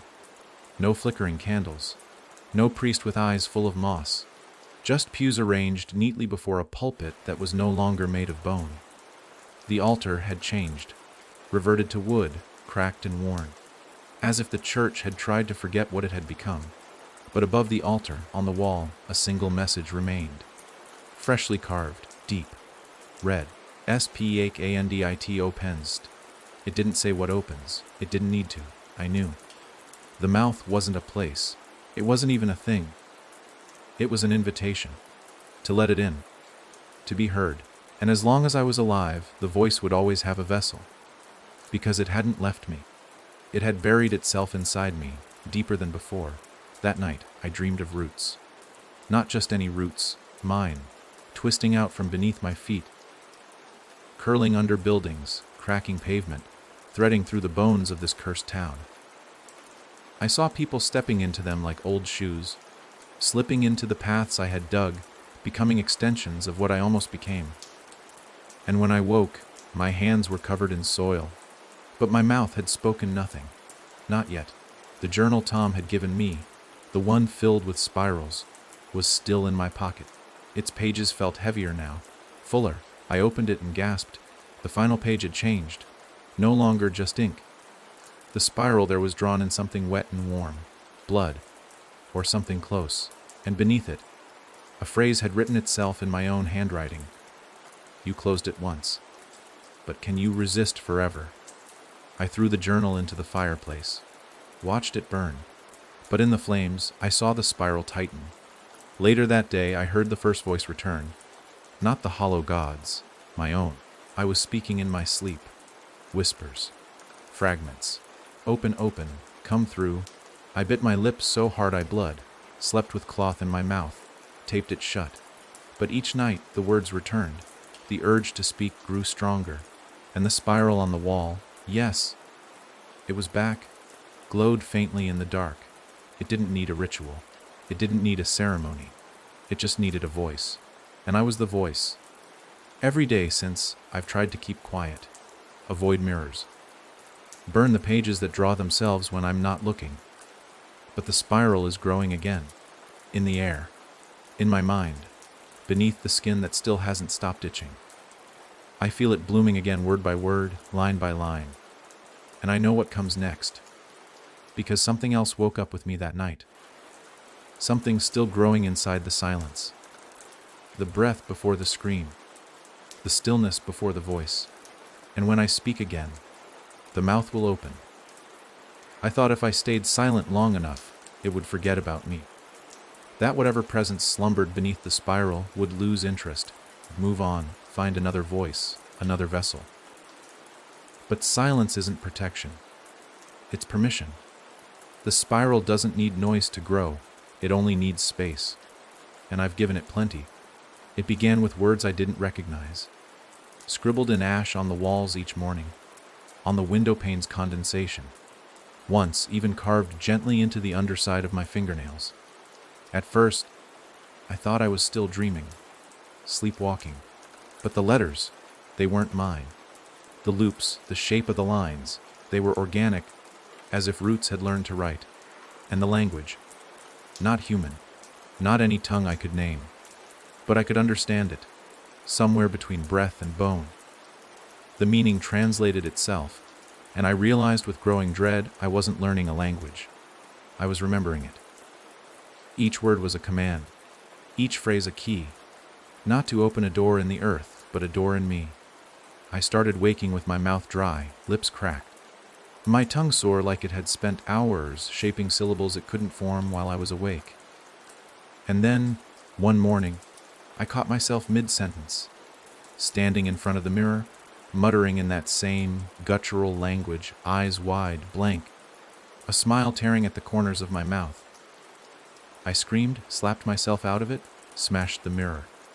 But the voice didn't stop. It had grown roots in my throat. Now, even my breathing falls into rhythm with it. Each inhale a seed, each exhale a whisper. The words wait behind my teeth like hungry insects tapping against the cage of my silence, begging to be released.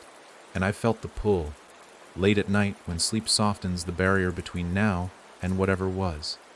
My lips part, my tongue moves. The words swell in my throat.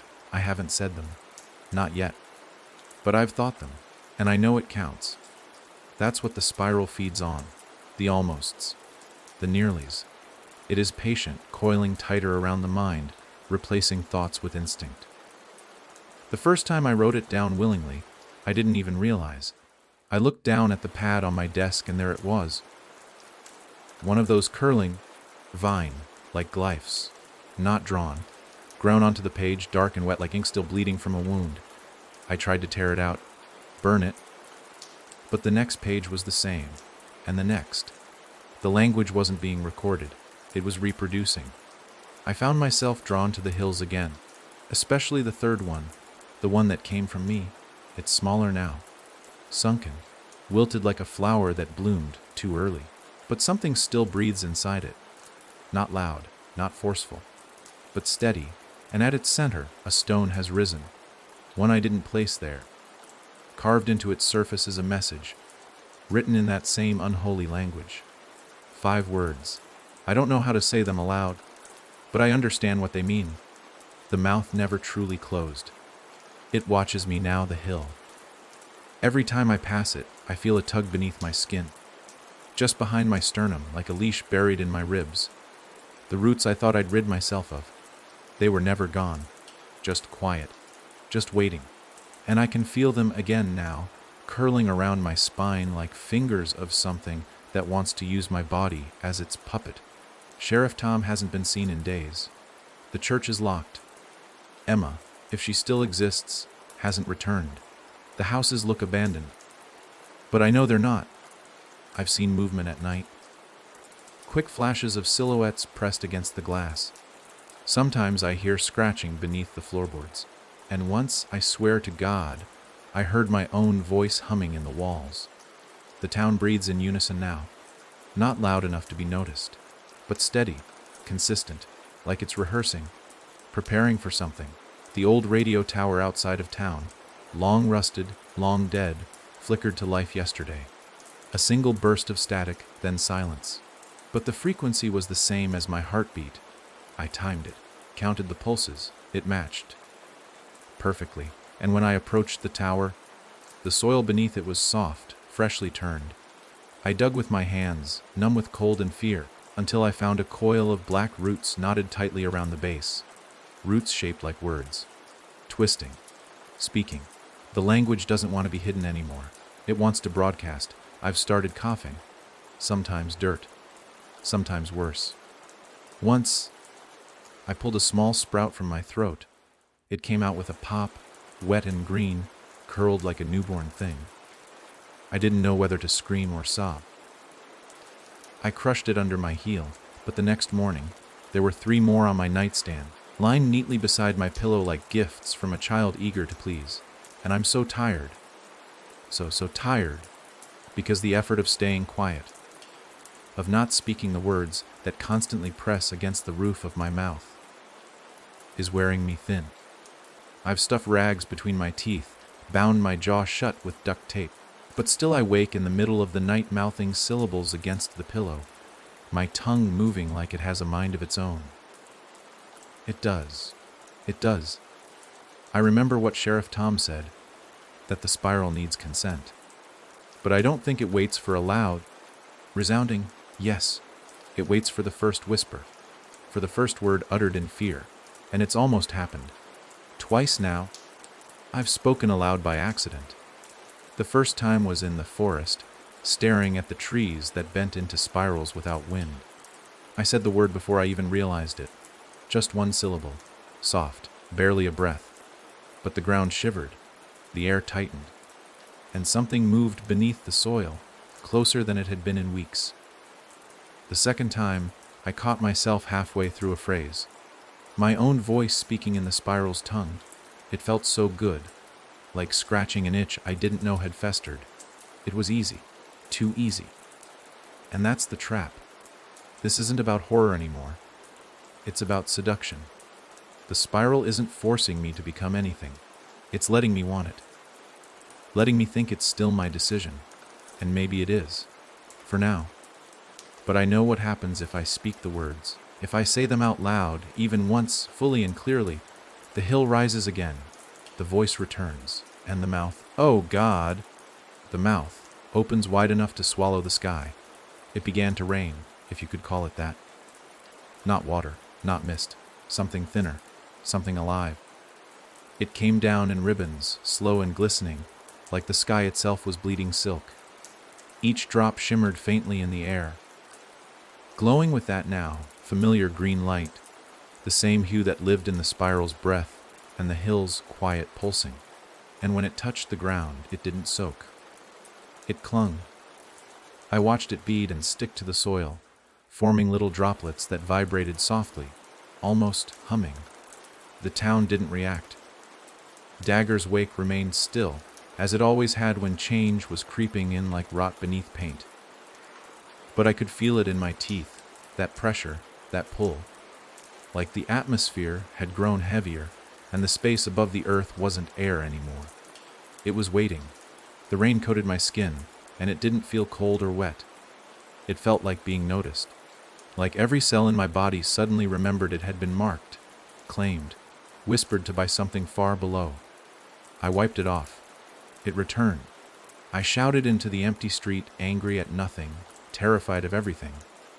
But I wasn't alone. A girl stood on the far side of the street, not Emma. Someone new. Her face was wrong, not grotesque, not monstrous, just unfinished.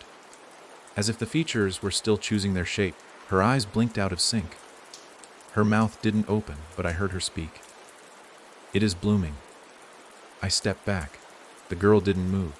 What is? I whispered. She didn't answer. She tilted her head, blinked twice, then simply disappeared, dissolving into the mist like she had been made of memory. I didn't follow. I ran. My feet took me not home, not to the church, but to the fields just beyond the old radio tower. That place had changed. Once tall grass and silent winds, now a circle of blackened soil, burned into the land like a birthmark. In the center, a tree had begun to grow. No roots, no trunk, just a column of flesh. It pulsed, writhing slightly, like it hadn't decided yet whether it was a tree, a limb, or something between. I stared at it, breath hitching in my throat, because it wasn't just growing, it was listening.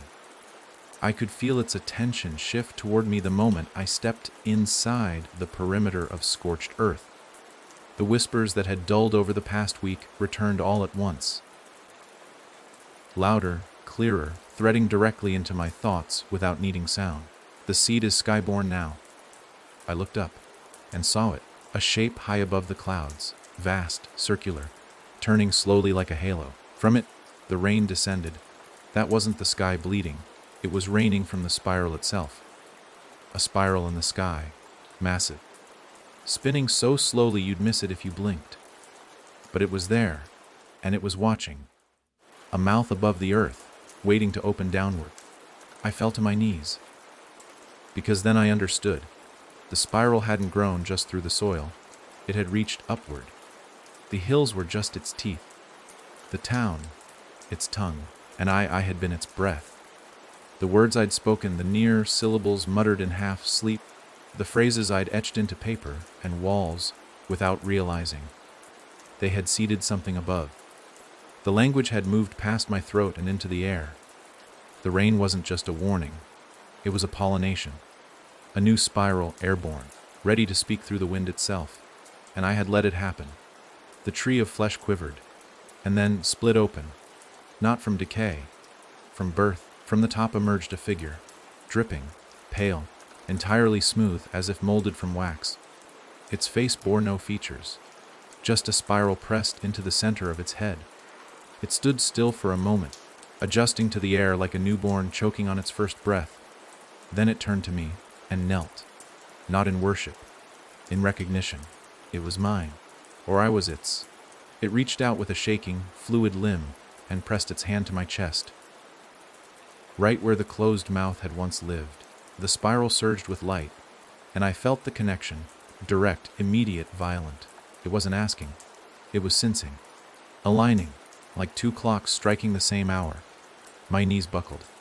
My mind filled with noise, images I couldn't comprehend. A library made of trees, with books written in blood. A sky that peeled open like fruit. A world where hills walked and people grew into towers. All of it impossible. All of it coming.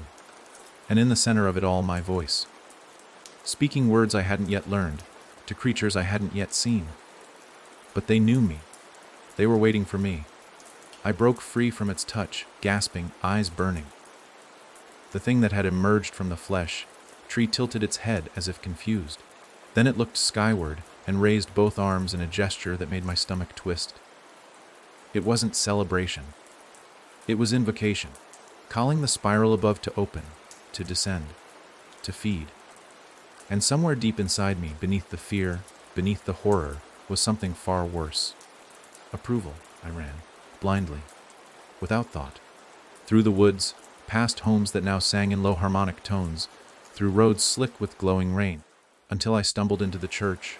Its doors were closed again, locked, but I kicked them open. Inside, the altar had changed once more. Now it bore a mirror, cracked, reflective, and in it I saw not myself, but the spiral, fully grown, spinning across the sky, wrapping itself through the air like a serpent. A storm was coming, not of rain or thunder, but of language. The spiral was going to speak to the world, and I feared, no, I knew, that I was going to be its first word. I didn't want to hear it. I didn't want to be it. But it was too late for once. The spiral in the sky had taken form, and I could feel it turning. Not like a storm or a sun, but like a thought trying to finish itself. A slow rotation that drew the eye, pulled at the soul, and made silence unbearable. Because something was coming. Something that wasn't quite sound, wasn't quite voice, but would break whatever it touched. And I, somehow, had become the vessel chosen to carry it down. The spiral didn't speak in letters or breath. It spoke in understanding, in concepts so primal they didn't require translation. And as I stood before that cracked mirror in the church, my reflection, no longer my own, I realized the truth, the language I'd been writing, muttering, resisting. It wasn't just from the hollow God. It was the hollow God, every syllable a piece of it, every spiral a vein. And now, like lungs filling for the first time, it wanted to speak through flesh, through me. The rain continued its slow descent, and the town of Dagger's Wake had begun to rot in strange, beautiful ways. Trees bore fruit shaped like ears. Pavement cracked with veins of bioluminescent moss. The street lamps leaned toward me when I passed, as if trying to hear what I wasn't yet saying. The houses whispered now, not in English or memory, but in promise.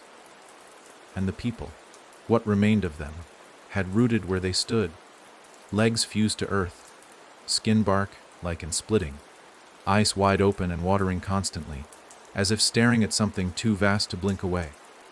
I wandered the streets like a ghost, choking on the silence, every step heavier than the last. The spiral on my chest had returned, not carved, not burned, opened, a slow parting of skin where the closed mouth once lay.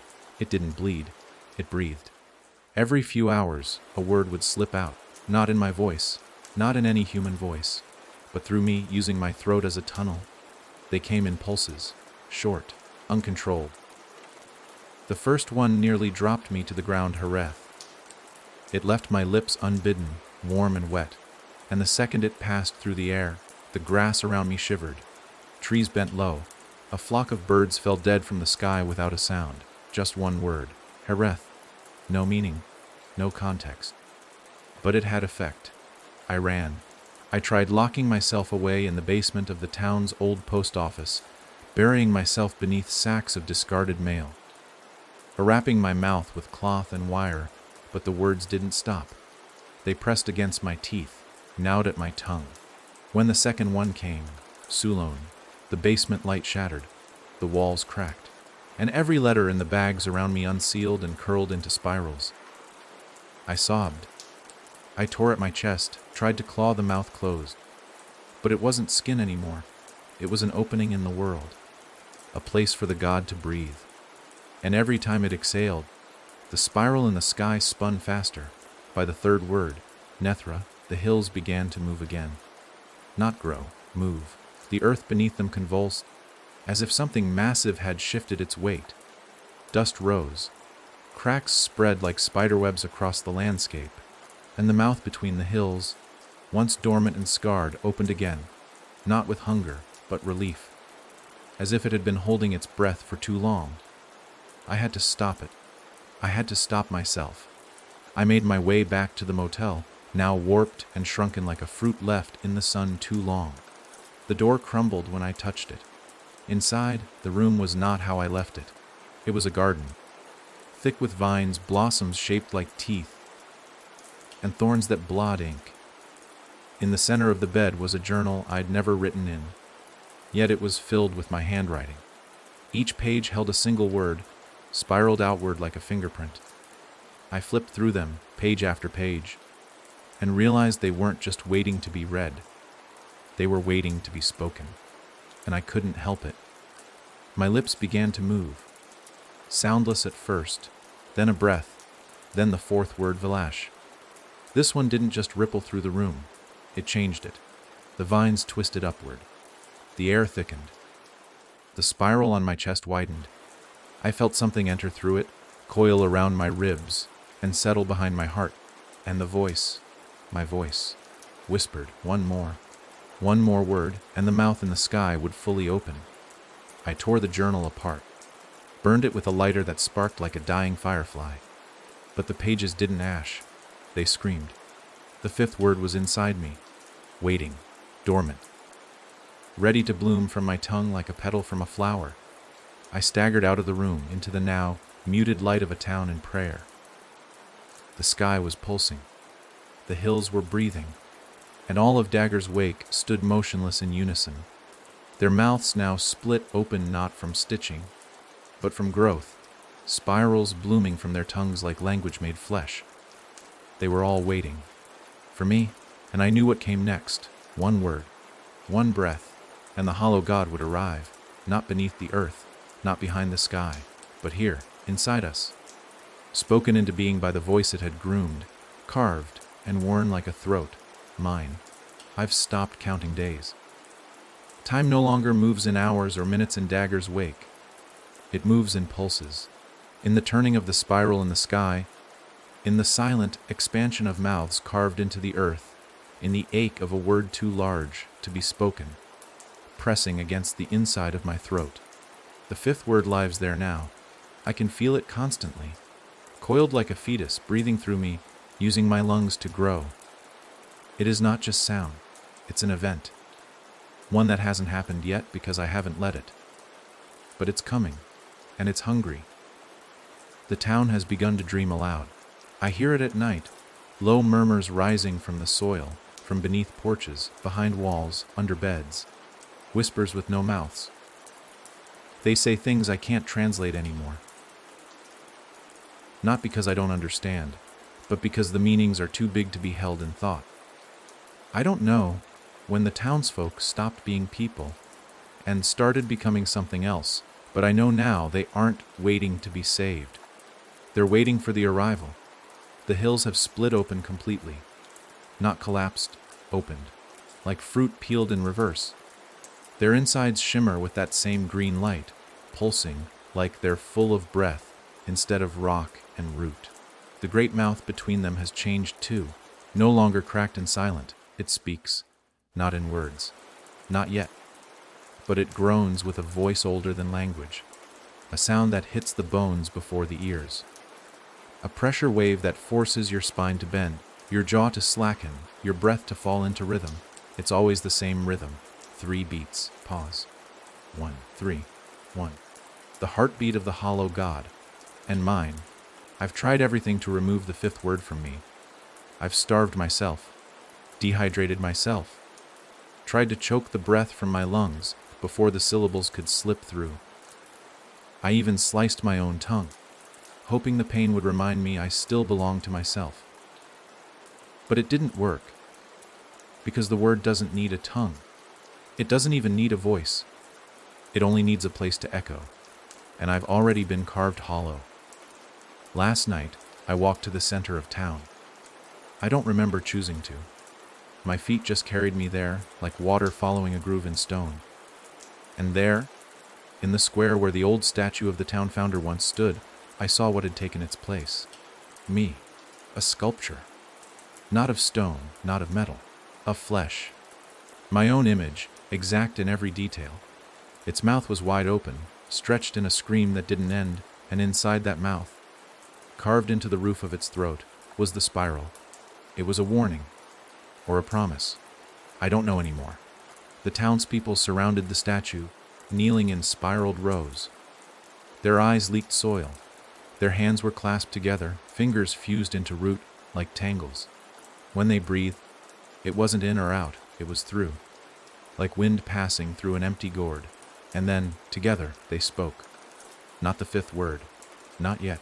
They spoke my name, over and over. Low, loving, worshipful. Levi, Levi, not a chant, a welcome. Because they know I'll say it. Even as I run, even as I hide, even as I stitch my lips shut with wire, they know. The fifth word is inevitable. I returned to the motel, collapsed on the floor, and wept. I wept until my tears turned to dirt.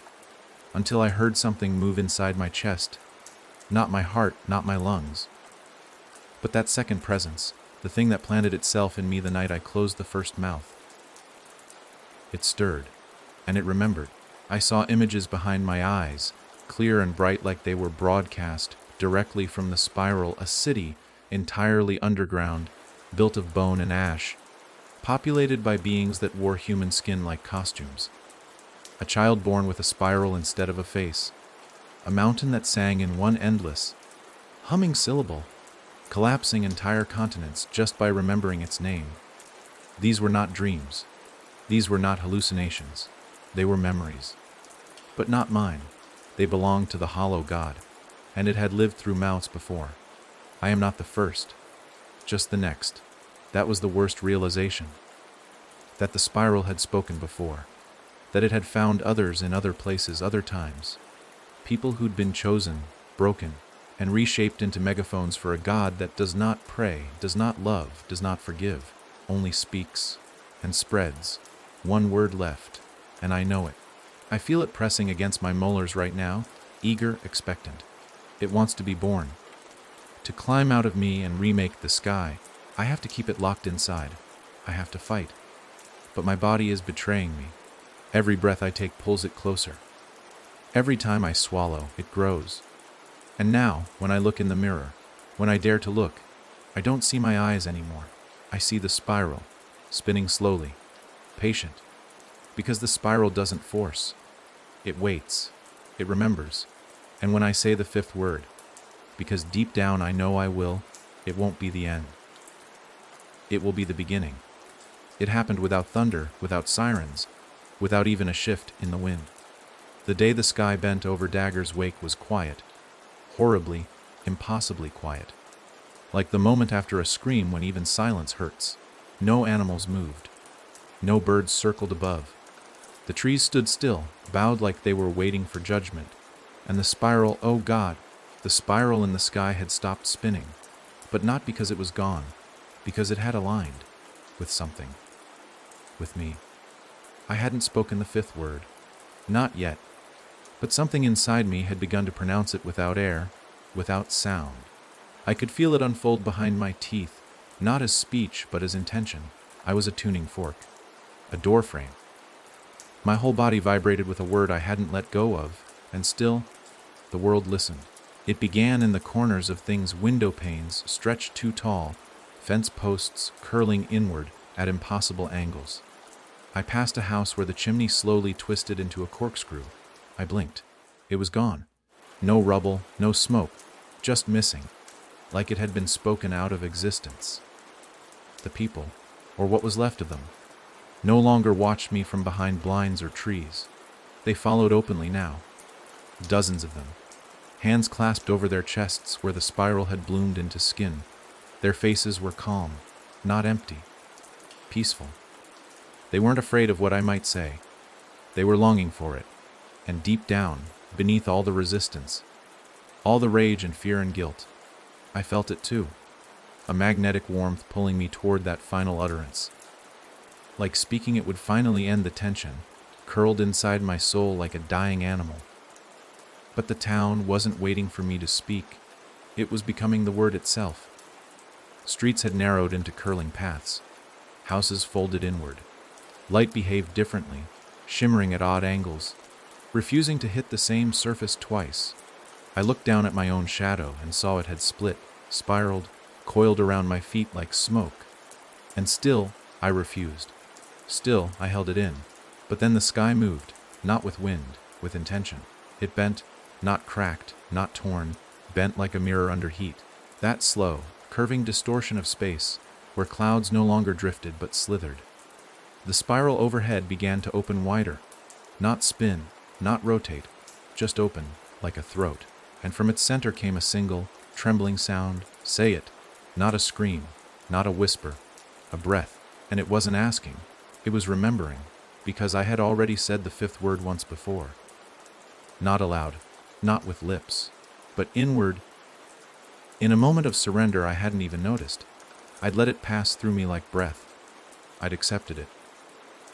And now, it didn't need permission. It only needed space. The sky rippled again, and this time the ground answered. Cracks split the roads, not downward but outward, carving lines like veins across the town. From them rose steam, thick and sweet smelling, like breath on winter air. I staggered back, hands to my head, because the pressure inside my skull had become unbearable. The word was rising, the fifth word. It was no longer crouched inside me. It was standing. The townsfolk gathered around me. A circle. Not tight, not threatening, just there, watching, smiling. They didn't say a thing. They didn't need to. Their mouths opened, all at once, and from their throats poured a wind. Not air, not song. The word. The fifth. It poured out of them like a wave. Not spoken, but sung. Each voice a single note in a harmony older than time. And I dropped to my knees, hands over my ears, because the sound wasn't just loud. It was inside me, echoing down the spiral that had replaced my spine, stretching through my bones, through my blood. And I joined them. I don't know when I opened my mouth. I don't know when I stopped resisting. But I spoke it, not with shame, not with pride, just with inevitability, the fifth word. Veil there, and the sky broke, not shattered, split. A line of green light tore across the heavens, revealing something behind it. A shape. No, not a shape. A presence. Vast and still and hungry. The hollow god was not coming. It was here. I had brought it through. With a single word, I had made space for it to exist, and it filled everything. The sky, the hills, the town. Me. It didn't roar, it didn't scream. It breathed, and the world bent with it. Trees bowed. Buildings folded. Light reversed. Time paused. I saw myself from behind. I saw the spiral from within. I saw my birth, my death, my every breath in between, all coiled like threads inside a spool, waiting to be unspun by the will of a god that did not love, did not hate, only spoke. And now it was speaking through me. The word had opened the door. But the next ones would reshape the world. Because I was no longer resisting. I was listening. And the language was only just beginning. I don't remember how long I stood beneath that torn sky. Mouth still open, breath stolen by something that didn't belong to this world. The fifth word hadn't just passed through me. It had claimed me. I wasn't speaking anymore. I was being spoken. Every heartbeat echoed with rhythm, not of my own making, and each pulse felt like a syllable. Part of a sentence that had already begun and wouldn't end until nothing familiar was left standing. The hollow god had not come in a form we could point to or flee from. It wasn't something to be seen. It was something to be understood. And when I spoke its name, no, when it used my voice to introduce itself. Everything we called reality stepped back, as if even the laws of nature knew when to give space to something greater. The spiral in the sky didn't spin now, it stared, a fixed, unmoving pupil wide enough to see the soul of every living thing and cold enough to change them. Around me, the townspeople collapsed to their knees, not in pain, in completion. Their faces glowed faintly, eyes turned skyward, mouths slack with the echo of that final word still lingering on their tongues. I watched as their bodies slowly began to twist, not violently, but as if reshaped by unseen hands. Their limbs lengthened and curled, skin puckered into soft, leafy textures. Spirals bloomed on their backs like petals. It wasn't a transformation, it was a translation. They weren't being destroyed. They were being rewritten, and I was next. My spine arched back suddenly, a force inside me pulling my bones like strings on a harp. I screamed, or thought I did, but no sound came, only silence. Beautiful, pregnant silence. Then came the syllables, unbidden, unrestrained. A string of ancient language spilled from my lips, not in one direction, but in every direction. The words rippled outward, carving themselves into the earth, into the wind, into the very rules that held gravity and matter together. I spoke, and walls melted. I spoke, and the sun flickered. I spoke, and birds in the distance burst into ash mid-flight. The hollow god didn't require altars. I was the altar. I began to lose names for things. That's when I realized the unraveling had truly begun. Words like tree, sky, her hand, they slipped from my memory like melting ice, replaced by the spiral's language. More precise, more hungry. My hand became ash-tall, my eyes Varen, my heartbeat Dromel. I wasn't forgetting. I was being redefined. The motel vanished next, curling upward into the spiral above like smoke being sucked into a drain. The church followed, but it sang as it went. Its boards groaned with voices, the pews crumbling into syllables. Even time warped inside its collapse. I saw the moment the church was built, the first sermon. The night I first entered it, all spiraling inward as if the place had never existed at all. What was left behind? Only meaning, and that was enough for the hollow god to use. I wandered, or rather, I was moved. My feet didn't feel like mine. They moved with purpose I didn't give them. The earth opened up as I stepped, soft and inviting, whispering secrets into the soles of my feet. Secrets I couldn't understand yet but would soon. At the center of Dagger's wake, where the statue of myself had once stood, now grew something new. A tree. Not like the flesh tree I had seen earlier. This one was built of words, its bark curled in symbols. Its leaves shimmered with written light, and at its base, spirals of roots stretched outward, feeding into the town, into the earth, into the sky above. Every person that approached it dissolved peacefully, their forms absorbed into its trunk like ink being drawn into paper. No struggle, no sound, just joining. I didn't fear it. That's how far I had fallen. No, not fallen, changed. The resistance had become a background buzz, like an old thought I once believed but had outgrown. The only thing I clung to now, the only shred of what I used to be, was memory. Faces. Names. Emma. Sheriff Tom. My mother's laugh. The sound of snow crunching under boots. They were paper in a fire, curling at the edges but not yet lost. And I held on to them because I needed something. Anything. To remind me that I was once human. But even that was fading. Because the hollow god had more to say, and it needed my throat to say it. The language inside me wasn't finished. The fifth word was just the start. Now there were others. Complicated, layered, recursive. Words that changed meaning depending on how you felt when you said them. Words that described pain you hadn't yet felt, love that devoured, silence that killed. And the first of these new words was forming.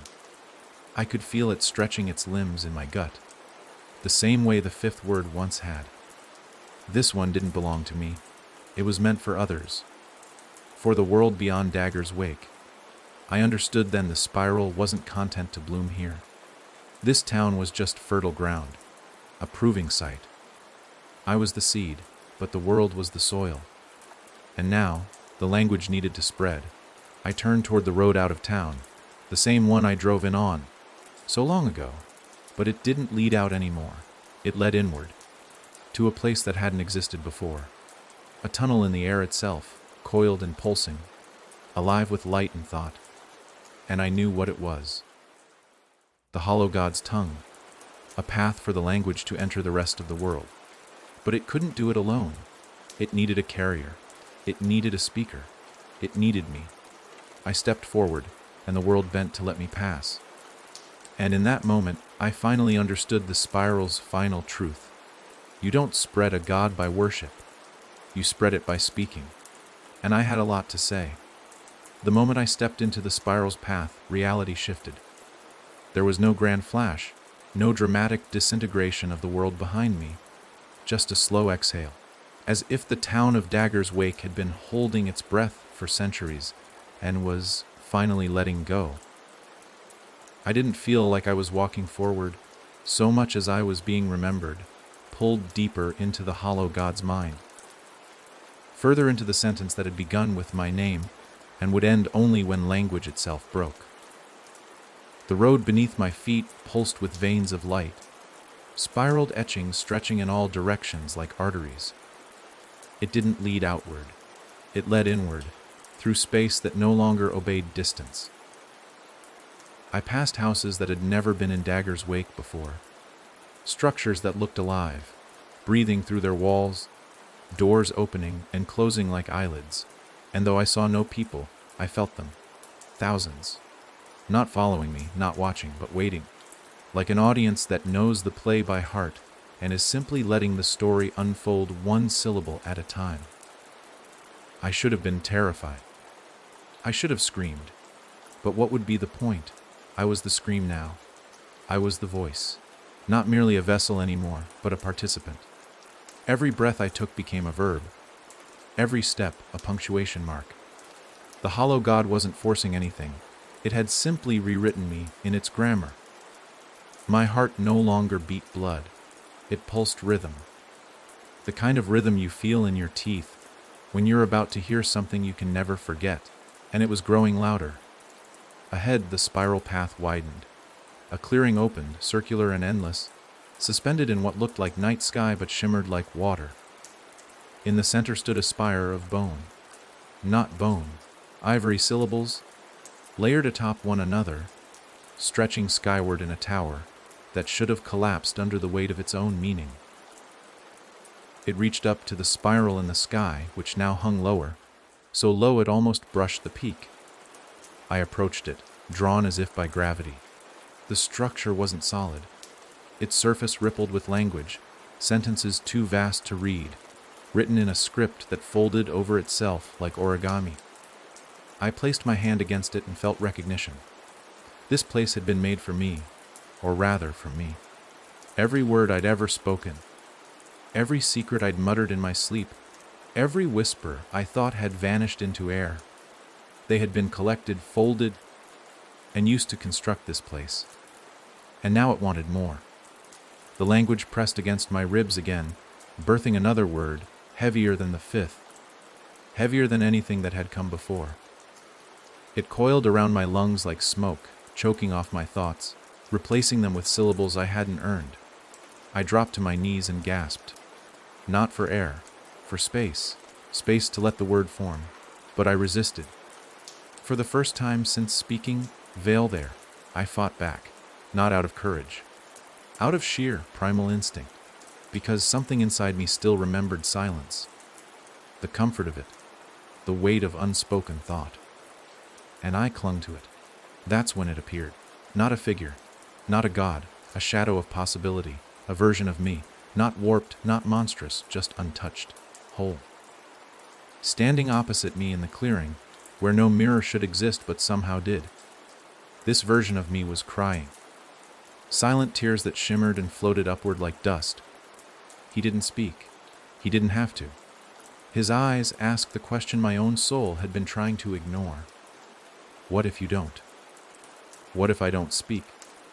What if I let the word die inside me? Could the spiral be undone? Could silence return? But the hollow God is not a thing you silence. It is silence's enemy, a being built to replace stillness with meaning, to speak until nothing remains unsaid, until the entire world is explained, and in doing so, erased. And I understood then to stop the word would be to fight the very engine of this God, the very reason it exists, and I was too deep to climb out now. I stood, my other self still watching. Fading with every moment, I refused to answer his question. I stepped forward and placed both hands on the tower of language. And it opened. Not like a door, like a book. Pages unfurled from the tower's side, massive and alive. Each one filled with memories that weren't mine, but were now being offered. I saw cities built on the tongues of giants, languages that formed mountains, wars fought not with weapons, but with adjectives sharp enough to sever minds. The hollow God had lived many lives, through many speakers, and now it was ready for the next. It offered me a page, a blank one, a new word, my word, not one I would speak, one I would create. This was no longer about being a vessel. It was about becoming a writer in a language that tore reality into metaphors and then rewrote the meaning. And the pen, my voice. My skin trembled, not with fear, with the weight of authorship. I stepped into the page, and the world bent with me. I no longer knew where I ended and the language began. But I knew what came next. I would write the world a new chapter, and the first sentence had already begun curling behind my teeth. I stepped into the page, and it stepped into me. There was no threshold, no border, no line drawn between what was inside the hollow God's book and what had once lived in the world I knew. It all became one, and I was neither reader nor writer anymore. I was the sentence itself, unfolding. My body was language now. Breath turned into punctuation. Each blink a clause. Every thought, whether I wanted it or not, was scripted into a grammar so old it remembered when meaning was first born. And meaning was a weapon. The moment I accepted the page, the world around me didn't shift. I did. The bone tower, the ivory structure of spiraled phrases, sank into my flesh, not as pain, as structure. I felt it wire itself through my ribs like a scaffold. I didn't scream. I couldn't. Not because I was paralyzed, but because the hollow God had rewritten what a scream meant. A scream wasn't fear anymore. It was translation. As the language took hold of me, something strange happened. I remembered everything, not just my own memories. I remembered the words that were spoken in Dagger's wake before it was Dagger's wake, before names, before land deeds, before anyone had the courage to name a place that breathed. I saw the first whisper curl out of the soil like smoke, drifting into a settler's lungs and planting the first poem that would become a prophecy. I saw a child, long ago, etching a spiral into the dirt without knowing why, while her parents burned with fever inside a church that already hummed with something that wasn't God. I saw the language trying to speak through mouths that weren't ready, failing. Until me, I was the first clear sentence. And now the hollow God was ready to speak in paragraphs. The clearing in the spiral's eye stretched wider, and from it, new paths opened, corridors of thought instead of space. They weren't streets or tunnels. They were ideas. Each one a memory that hadn't happened yet. One led to a school full of children reciting phrases that changed the color of light. Another led to a hospital where surgeons spoke their incisions instead of cutting them. Another still revealed a field where bodies, once dead, stood again, not as zombies, not possessed, but redrafted. Lives edited by a language that gave them different endings. Each path a page. Each page a possibility. I stepped forward, and the language chose for me. It led me into a city. Not one I'd ever been to, but one I somehow knew like an old lullaby. The buildings stood too tall, twisting slightly in their height like they were built from breath instead of steel. The air shimmered, not from heat, but from thought. People walked the streets, smiling, unaware of me, but not unaware of what I carried. They felt it. That's how it worked now. The language didn't need sound anymore. It needed presence, and I was full of it. As I walked, words bloomed beneath my feet, sentences forming in the concrete with every step I took. I watched them curl like vines. A walks and the meaning follows. A sentence begins and the sky leans to listen. He is the throat of what waits. I reached a fountain at the center of the plaza. Water shimmered upward in a spiral frozen in time, but alive. Not splashing, speaking. As I approached, the droplets reformed into a shape, a face. My face, but older, tired, hollowed. The fountain face blinked and opened its mouth. And from it came the next word, not just a word to be spoken, a word to be spread. This was the hollow God's true nature. It didn't want worship. It wanted language to be contagious, to leak into dreams, to root in playground songs, to hide inside lullabies and poetry, until one day someone spoke it out of habit, and a God was born again, mouth first. The new word hung in the air, visible, a spiral of smoke that pulsed with my heartbeat. Rational. I didn't need to speak it. Just remember it, and it would bloom. And I did. The city changed. Its people slowed, mid-step. Eyes widened. They felt it root behind their ears, behind their teeth, down the length of their spines. They didn't scream. They sighed. Not in pain. In clarity, they didn't know what the word meant. But they believed it. And that was enough. I walked on, leaving the plaza behind, and everywhere I passed, more words unfurled into the air like pollen. Graffiti rewritten itself into sacred verse. Billboard ads turned to mantras. Bus stop maps traced routes that spiraled inward instead of across. Meaning no longer followed structure. Structure followed meaning. And I was the map now. I realized then, with a grief I couldn't shake, I wasn't coming back. Not just to Dagger's wake. To myself, I wasn't Levy anymore. I was the page. I was the pause between words. And the hollow God was only just beginning to tell its story. I don't know the name of the city, if it ever had one. It was erased the moment the word rationale landed inside it. No one screamed. No one ran. But everything listened. You could feel it in the tension between glass and steel, in the soft, static hanging between passing cars and blinking street lamps. It was as if the city had tilted its head, not physically, not even consciously, but with something deeper, with attention. I walked among skyscrapers whose windows showed not reflections, but memories, memories that weren't mine, yet played across the glass like films written in a language I hadn't spoken until now. Children, being born with eyes that spiraled instead of opened. Funeral processions where mourners hummed words into the casket, reshaping the dead as stories instead of bodies. Weddings where vows weren't promises, but incantations that rewrote the past into something more beautiful than truth. These weren't images from a different world. These were translations of this one. The hollow God was not replacing the world. It was rewriting it from the inside out, and I was the pen. The longer I stayed in the city, the more I realized I no longer needed to say anything aloud. My presence alone translated reality. I passed a street musician playing an old acoustic guitar, his fingers hesitant. As I walked by, his melody shifted, softened, then spiraled, then built into a rhythm that didn't belong to strings or chords but to language. Not music anymore, but speech you could only hear with your bones. People around him stopped, tears sliding down their cheeks, not from sadness but from sudden, unbearable understanding. I hadn't even looked at him, but my presence had rewritten his hands. The city became warmer, not in temperature, but in recognition, like it knew me. Like it had been waiting for me to arrive so it could finally be understood.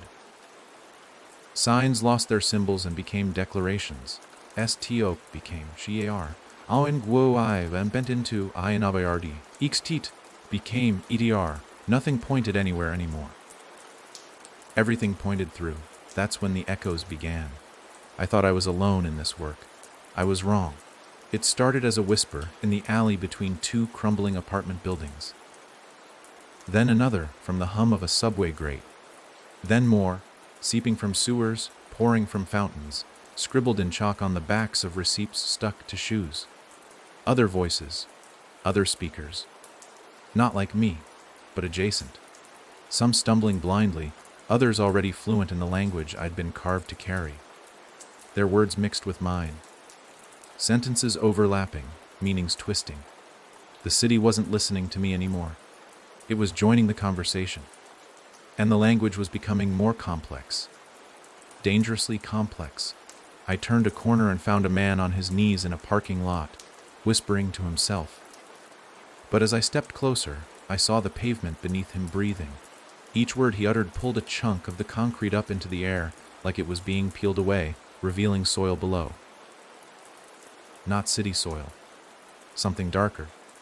Wiser. With every sentence he whispered, roots grew toward him. Not from below, but from within him. He wasn't growing into the earth. He was the earth remembering itself. I spoke. Without knowing why, I said one of the older words. One from Dagger's wake. Harith. The man lifted his head, his mouth full of vines, his eyes gone, replaced by two small spinning glyphs. He nodded once, and thanked me. Then vanished. No scream, no collapse. Just a sentence ended.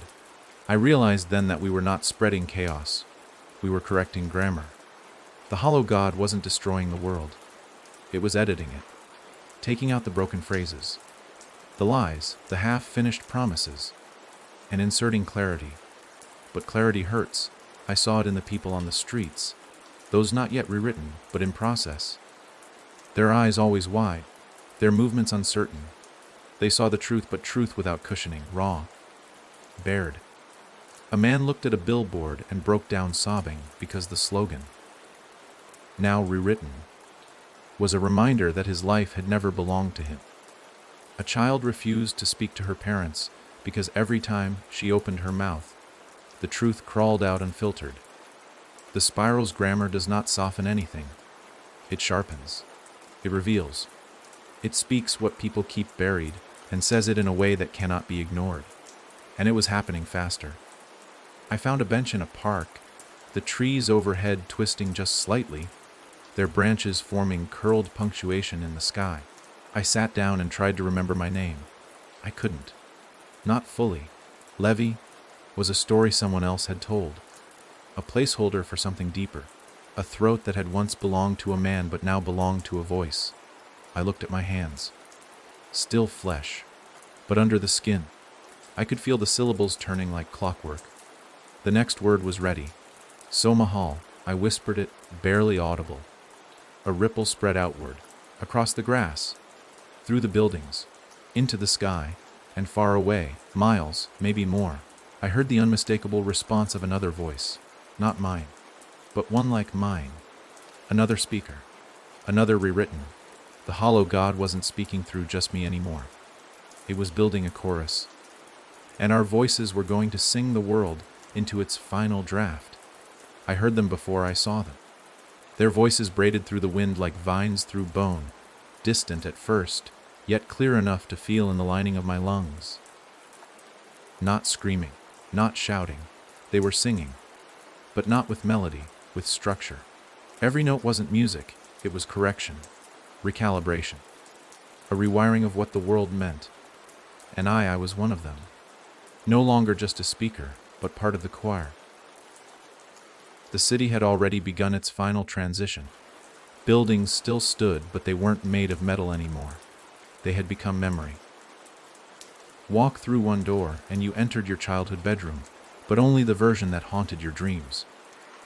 Open another, and you found yourself in a supermarket that sold only things you once lost. The architecture didn't change because the buildings moved. It changed because the words describing them had changed. And when the words shift, reality bends to fit.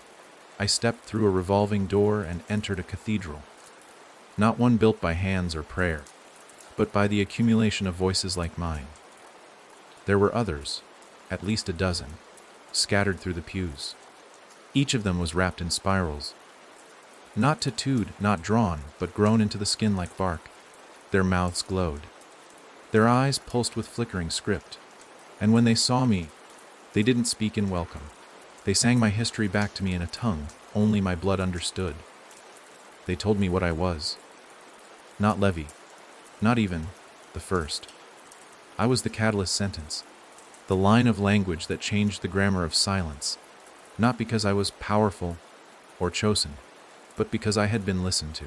And that was all the hollow God ever needed to bloom a sentence spoken into a world desperate to make sense of itself.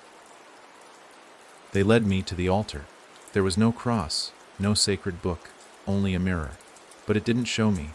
It showed the next speaker, a child, no older than 10, sitting in a room filled with static. Tears streaked down her cheeks, not from fear, but from the weight of a word she hadn't said yet. I recognized the look in her eyes. The same weight I had carried. She was ready, and she didn't even know why. One of the others stepped beside me. His throat shimmered. When he spoke, the air changed texture. The God speaks in echoes. You are one. She is the next. I couldn't answer. I didn't need to. Because I felt the spiral forming inside her. And suddenly I understood something horrifying. The hollow God was not speaking through the world. It was becoming the language the world thinks in. It didn't need altars. It didn't need worship. It needed children like her. Minds just old enough to shape ideas, just young enough not to question their source. Each speaker was a note in a sentence, so long it could loop around existence and rewrite it from the end backwards. And I had passed my part of the phrase on. We stepped outside. The others moved with grace I hadn't yet learned. Less like people, more like walking thoughts. The city had gone quiet. Not still, not dead, just settled. Like it had finished being asked what it wanted to be, and now it was simply being. I saw a man on a rooftop whisper a name into the sky, and a rain cloud formed instantly, shaped like a question mark. It rained ink. Below, a woman shouted a word I didn't recognize, and the ground opened up to swallow a parking lot, replacing it with a field of books that grew like crops. This was not destruction. This was the world learning to speak for itself. I whispered Somahal again, just to see. This time, it didn't ripple outward. It answered me. The sky itself pulsed back, not in sound, but in comprehension. And I felt it in my marrow. The hollow God was not just inside me anymore. It was here, woven into thought, whispered in breath, folded into the curl of every leaf, the shape of every cloud. And as I looked to the horizon, if that word even meant anything now, I saw others walking toward us, more speakers, from cities I hadn't touched, places the language had reached before my voice could. They weren't converging to meet me. They were converging to join the next sentence. The child I saw in the mirror, the next speaker. The hollow God didn't use us one at a time. It used us in rhythm, a drumbeat of syllables stretching across continents. Because when enough voices speak the right words at the right moment, the world changes. And that moment was close. The moment I stepped beyond the city limits, I felt it, the hum of reality thinning, not breaking, willing. The road ahead wasn't paved anymore, not with asphalt or even dirt, but with phrases half-formed, lines of thought dangling from the air like vines, waiting for a voice to complete them. I walked carefully, not because I feared what lay ahead, but because I feared I might finish a sentence too soon, and reality would fold itself into something none of us could survive.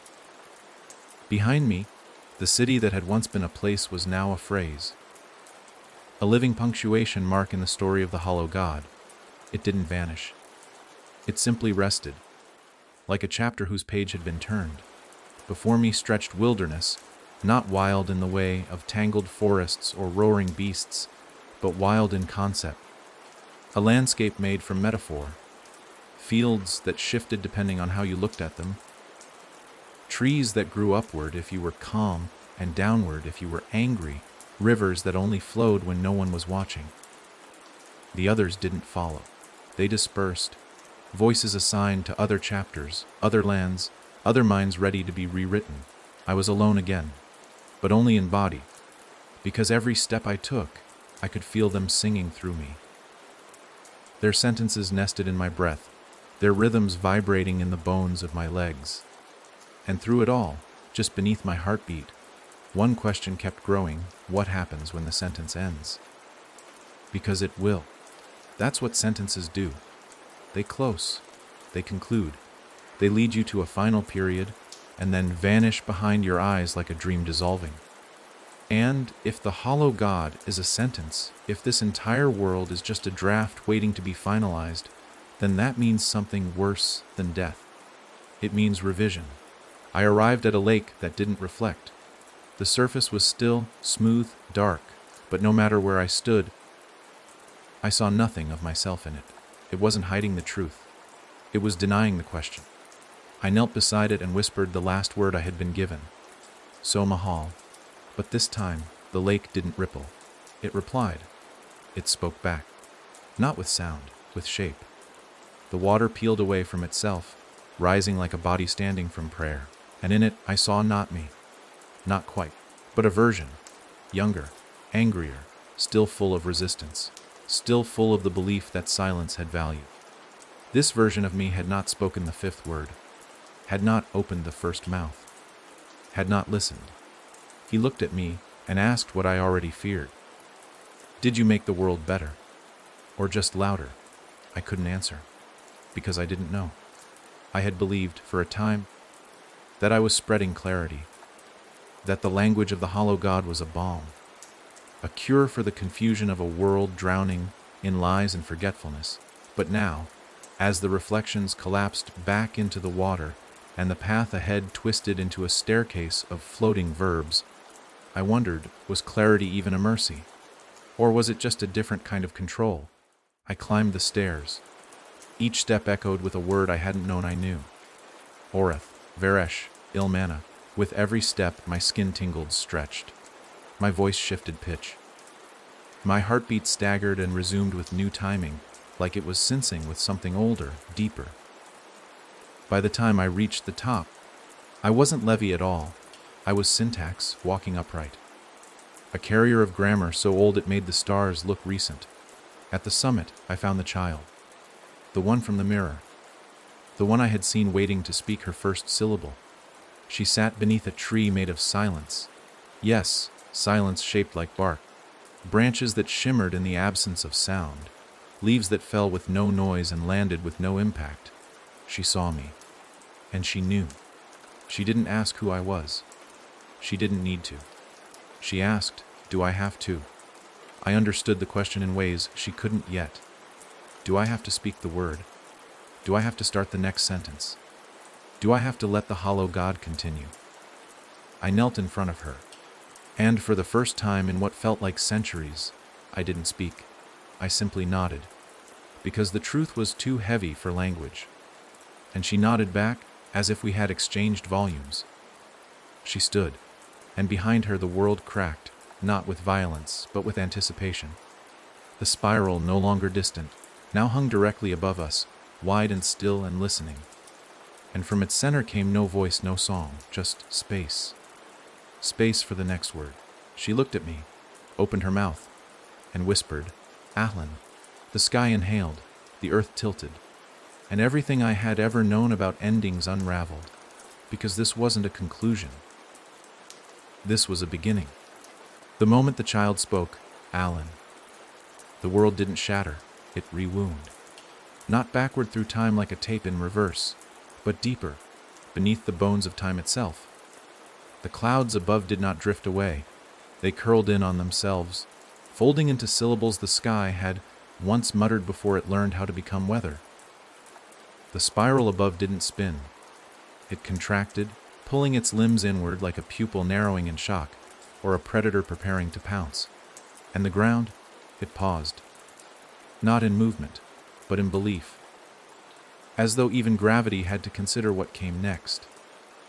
I stood frozen at the edge of something not meant for breath, not meant for witness. The hollow God had always spoken through us, through voices, thoughts, impressions etched into dreams. But now, it wasn't speaking at all. It was listening, and that was far worse. Because a God that speaks can be resisted, but a God that listens becomes you. The girl, if you could still call her that, stood with arms slightly outstretched, fingers twitching like tuning forks. Her eyes didn't glow. They reflected, not light, but potential, the raw, unspoken shape of futures no language could carry until now. She wasn't repeating a word that had been given.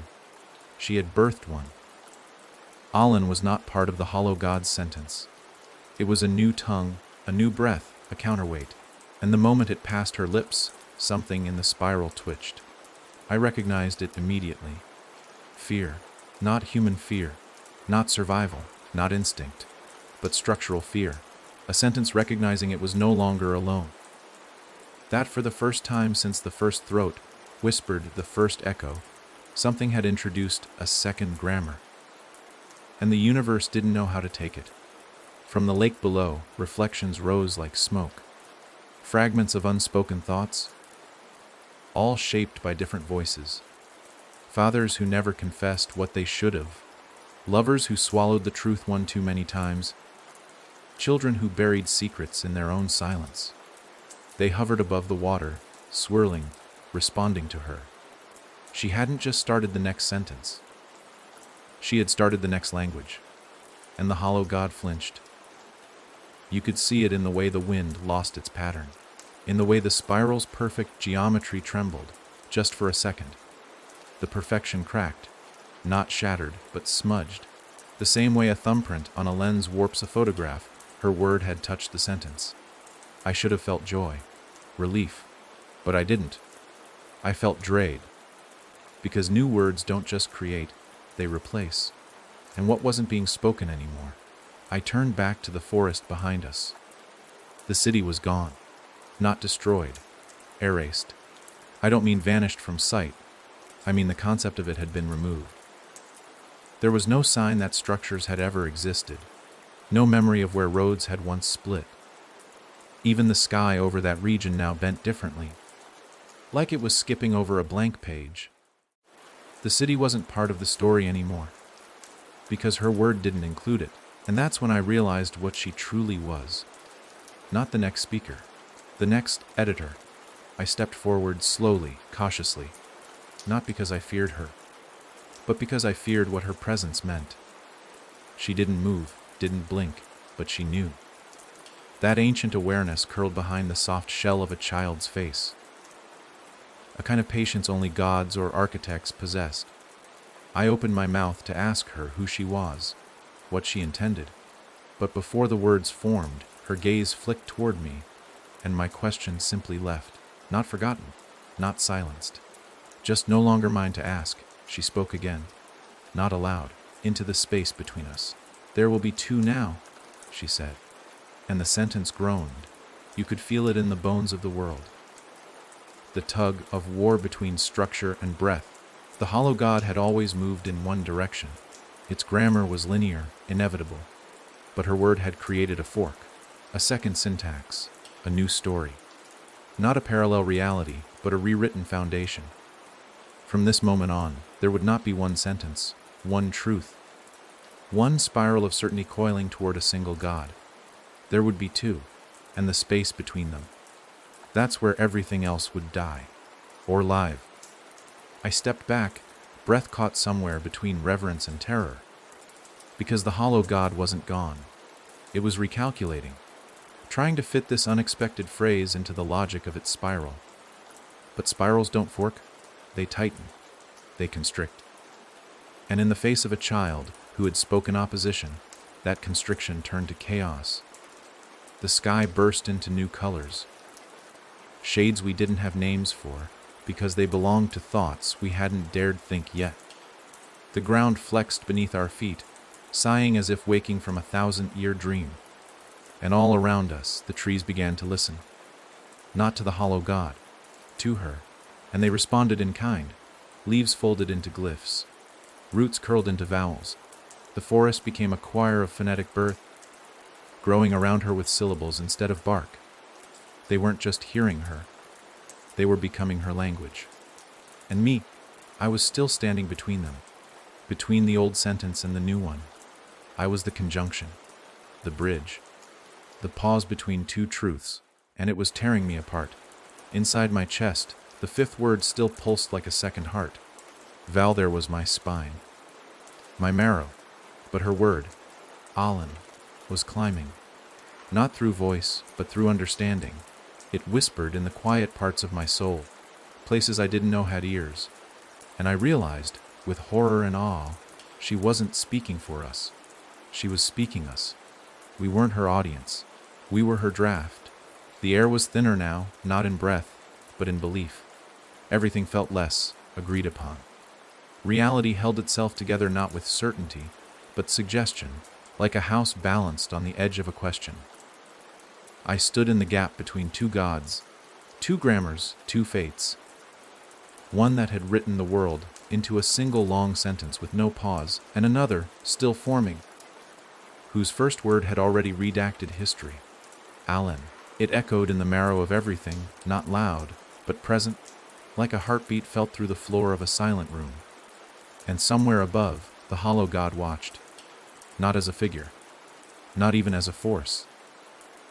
It watched the way a page watches the pen, trembling with the uncertainty of what letter might land next.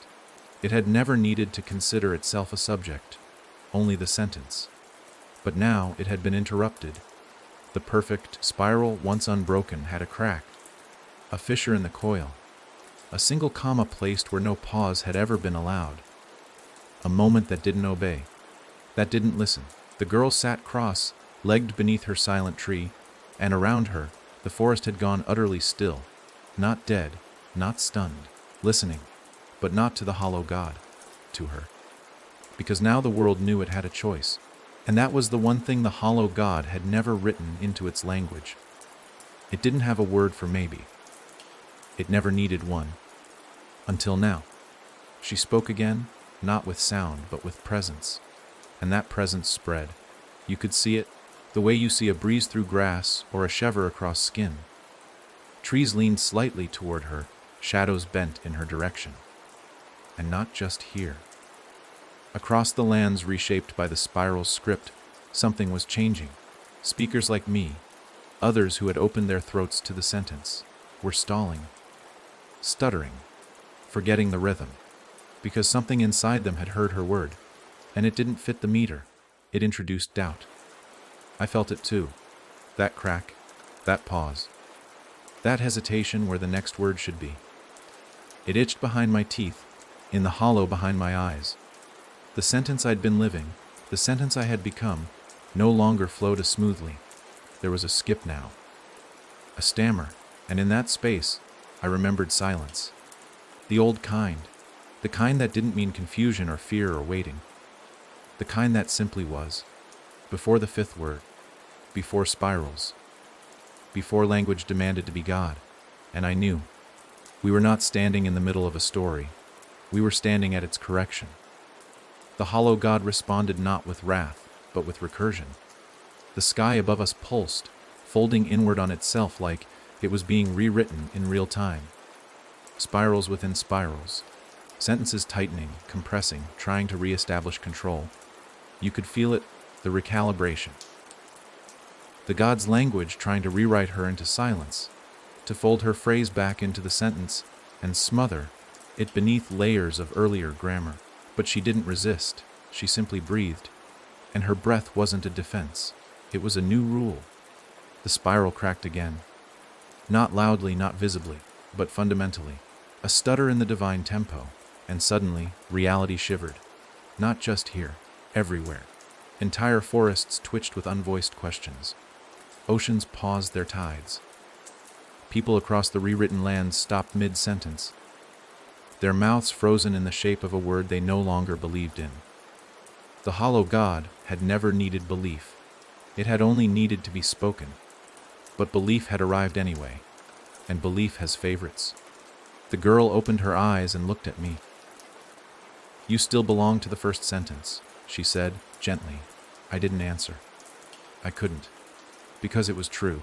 The fifth word still lived in me, still coiled around my ribs, still whispered in every beat of my heart. But her word had found me. Not in my throat, in my doubt. And that's when the ground split, not violently, delicately, as if the world was choosing sides. On one side, the coil, the sentence, the hollow God's rhythm, unbroken, endless, sacred in its certainty.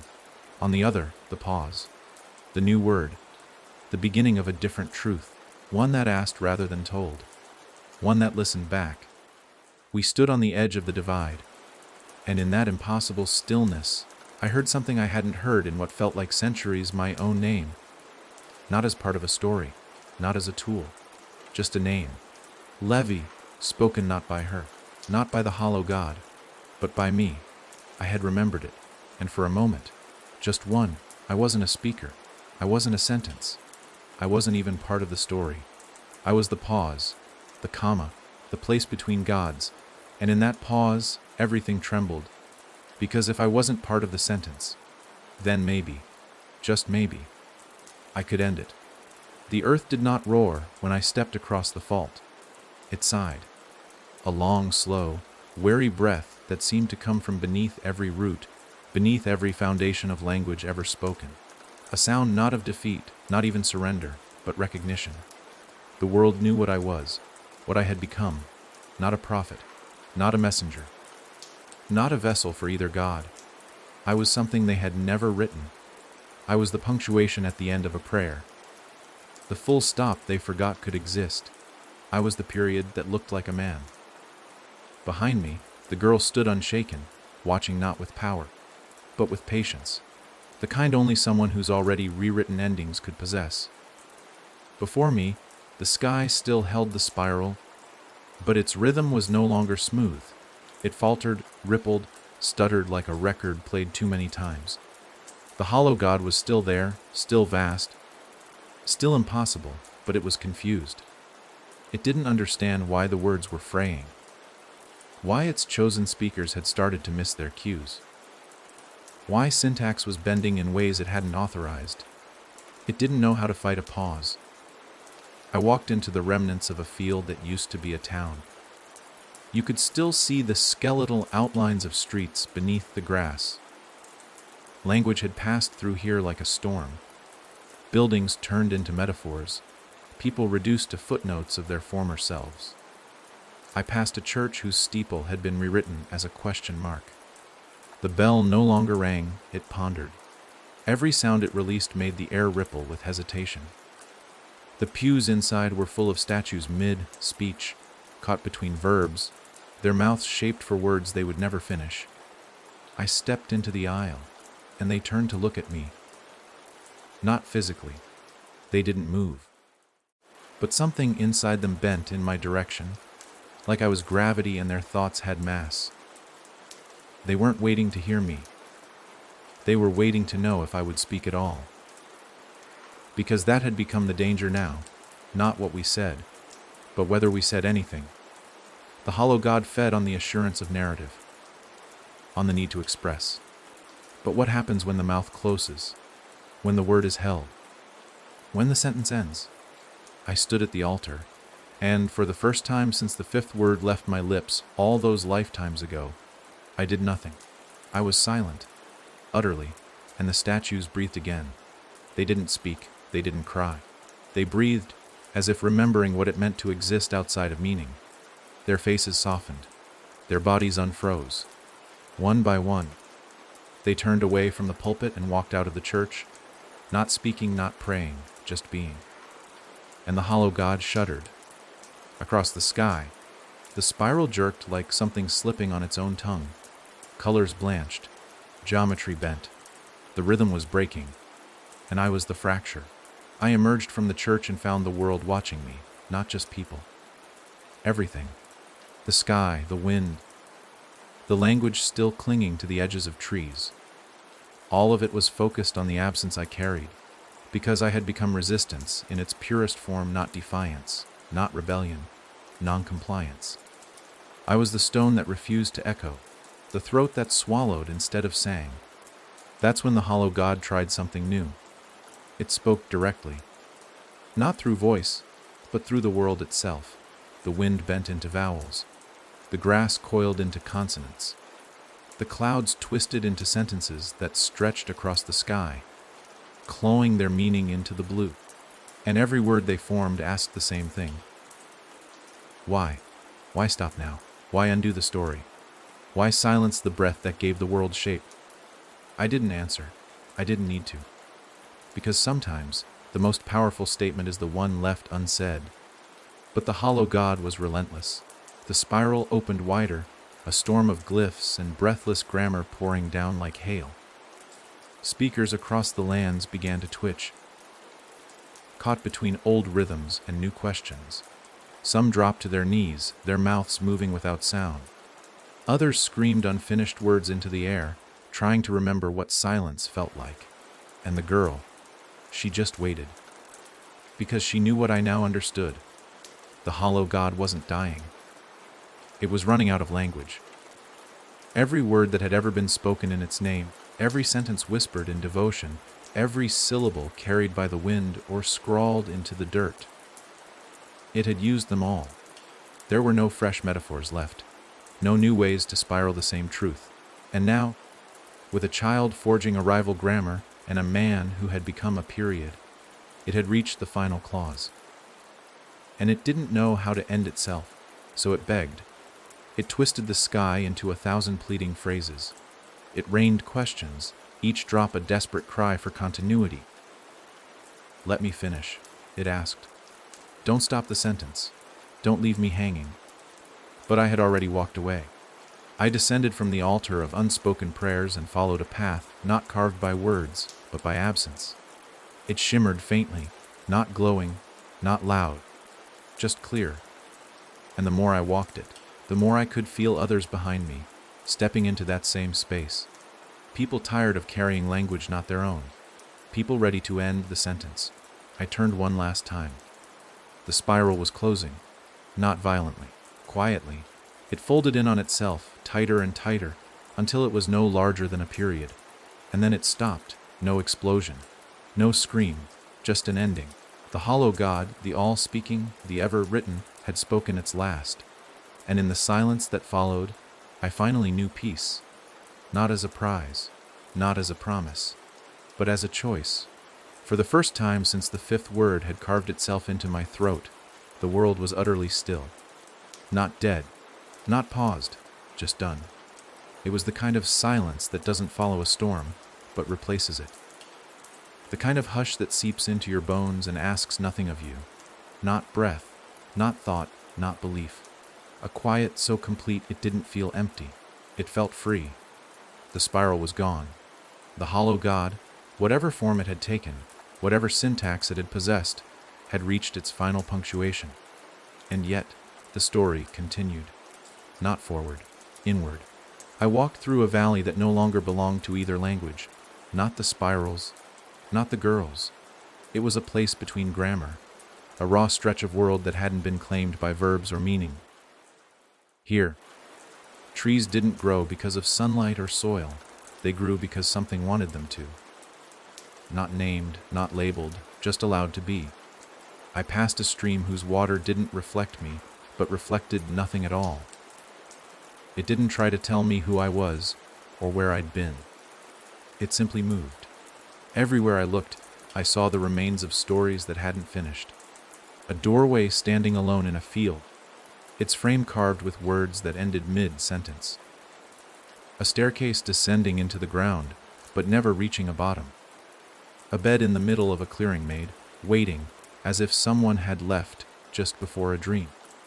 This was a landscape built of refusal, a place where the world had once asked, what next? And the answer had been, nothing. And it was beautiful, but it didn't last, because not all endings stay ended. Behind me something moved, not loud, not fast, just steady, relentless. It wasn't the spiral, it wasn't the girl, it wasn't even a god. It was momentum, the echo of everything that had been spoken before. Words, once uttered, don't disappear. They wait. They linger in breath, in shadow, in thought. And now, with the source silenced, they were drifting, aimless, hungry, looking for a mouth, a shape, a spine. I turned and saw the air gathering. At first, it looked like smoke, then wind, then the shimmer of heat across asphalt. It never settled into one thing. because it was trying to be everything, every voice, every phrase, every myth the hollow god had ever whispered into the cracks of the world. It had no face, but it had a presence. Like a book left open too long, like a sentence that refuses to end. It didn't speak. It wanted me to, but I didn't. Not this time. I had become the pause, the period, the final word spoken without volume. And so, I stood still. I didn't run. I didn't plead. I simply existed in the space the hollow god had left behind. And that's when I saw it. The page. A single white page lying in the grass. Blank. Unwrinkled. Unwritten. I stepped toward it slowly, not out of fear but reverence. It wasn't just paper. It was opportunity, not promise. Not hope. Just space. Space for something else. Something that didn't need gods or spirals or sacred words to survive. Something that didn't need to be carved into bone or whispered into nightmares.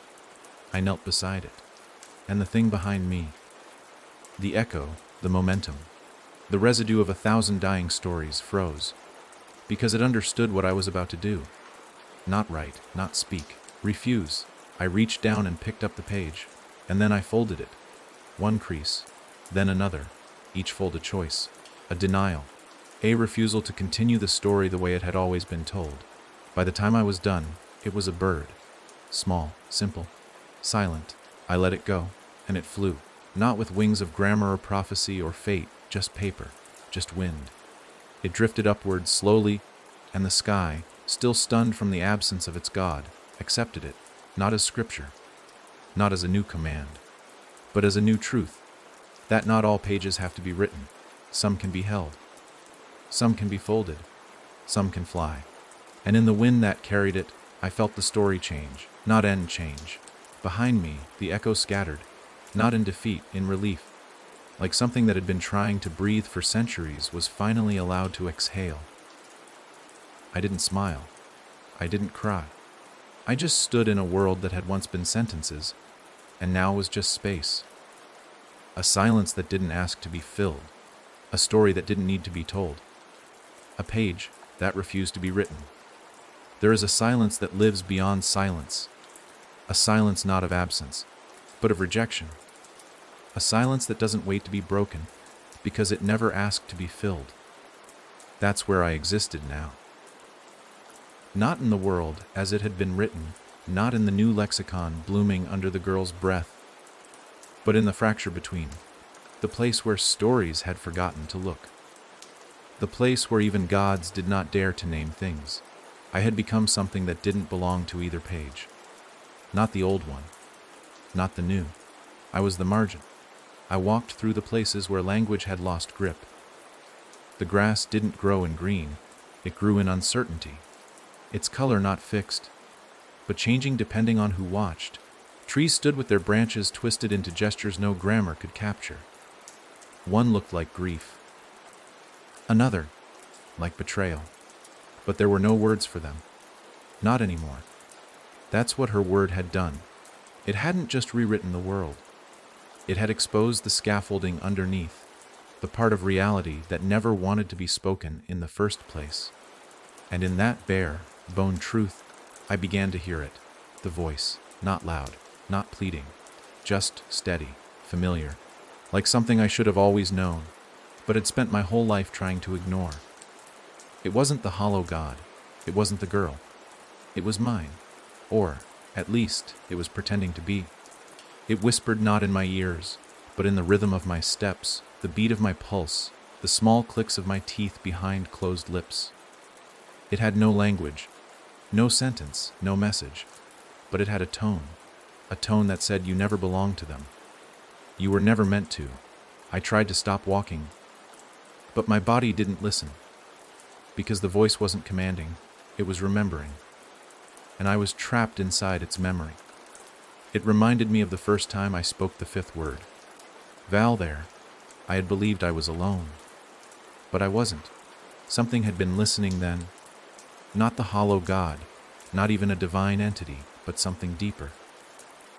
Something that had hidden itself in the folds between syllables. Something that didn't want to speak. It wanted to replace speech altogether. I stumbled into a clearing of half-built ideas, Shapes floated in the air, incomplete. A cube missing a side. A tree that ended in mid-branch. A thought given form, but never finished. The voice was louder here. Not in volume, but in intimacy. I could feel it threading itself into me like a parasite, stitching into the soft places I'd left undefended after centuries of being spoken through. It didn't ask for permission. It didn't need it, because it had always been me. No gods, no spirals, no girls, just a part of myself I had never allowed to speak. The part that didn't want to be heard. Not because it feared the world, but because it feared what the world would become if it listened. The part of me that believed language was a lie we all agreed to because silence was too frightening. And now, that silence was becoming. The voice no longer whispered. It breathed, it inhaled through my lungs. It blinked through my eyes, it asked nothing. But in its stillness, I realized something terrible. I had never been a vessel. I had never been a prophet. I had been a door. And the moment I had first spoken, something had entered. Not divine, not monstrous. Just true, too true. And now that the hollow god was gone, now that the girl had cracked open the spiral and rewritten the first lines of her own grammar, that truth had nothing left to hide behind. It stepped forward. It wore my face, but not the one I knew.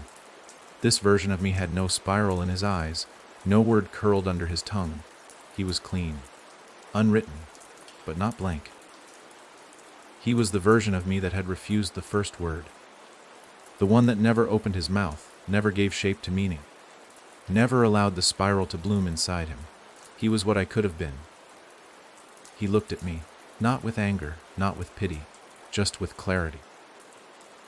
"You're not finished," he said. And it wasn't a warning, it was a fact. I tried to answer, but no words came. Because he hadn't given me permission to speak. And now, in this space without language, permission was everything. "You gave voice to something that never needed it. You didn't just speak the fifth word," he said. "You invented the fourth." I staggered back. The fourth. There had never been a fourth. Not officially. It had always been skipped. Because it wasn't meant to be spoken. Because it wasn't a word. It was a threshold. A crack in reality that looked like language, but was actually invitation. And I had opened it. And the thing that came through wasn't done. He smiled. My face, my eyes, my teeth, but something older behind them. "She thinks she created a new language," he said, referring to the girl. "But she didn't. She just found the other side of the page.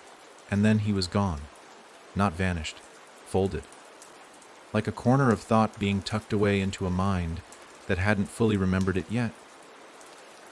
And in the silence that followed, the air waited. Not for the hollow god, not for the girl, for me. Because I hadn't been written out. I hadn't been erased. I had just begun, and now I was the story. It began with a breath I didn't realize I'd taken. Shallow, cold, echoing inside my chest like a cavern rediscovering its first echo. I stood in a clearing of half-formed truths and forgotten thoughts. The world around me no longer responding to footsteps or speech, but to intent. Trees leaned toward me, not because the wind bent them, but because I considered going left. Shadows didn't fall. They offered themselves like pages eager for ink. The air was no longer air, not in the way we name it. It was context, potential. It shaped itself around thought, waiting for a trigger, a spark, a single slip of meaning to give it weight. And I was the spark now. The voice that looked like me, the one that had folded itself back into the margins, had left more than words. It had left direction, not guidance, not warning. Direction, like gravity you couldn't escape. I was being pulled towards something I hadn't written, hadn't chosen, but had somehow already started. And that's when I saw them again. The others, not the girl, not the old speakers. The listeners, the ones who had never opened their mouths, never recited a word, never bowed to the spiral or obeyed its rhythm. They'd simply watched, waited, endured the rewriting of the world by staying still long enough to remember what silence tasted like. Their eyes were wide, not with awe, but with recognition. They weren't surprised to see me. They had always known I'd arrive here. One by one, they stood from where they had hidden, beneath roots, behind folds in the landscape that were neither hill nor valley, from holes in thought too quiet for the spiral to notice. They moved not like people, but like conclusions, final, definite, undeniable, and they spoke without speaking. "You are not the last," I felt one say. "You are the first of the second," came another. And the worst part, they were right. I could feel it inside me now, something uncoiling. Not a word, not a phrase, something more dangerous, a self-writing sentence. It was born of everything the hollow god had laid down and everything the girl had unraveled. But it didn't belong to either. It wasn't divine. It wasn't pure. It was messy, jagged, ugly in its truth, and it was mine. It wrote itself along the seams of my skin, etching meaning I didn't understand into the corners of my mind I'd never looked into. And the moment I recognized it for what it was, it spoke, not through sound, but action. The trees shuddered. The ground cracked, not from violence, but from narrative. The very idea of place bent inward, as if my mere presence demanded the world remember its own draft. Things that had been erased began to return. But wrong. A house formed out of a sigh. A road bent at a 90-degree angle that didn't lead anywhere real.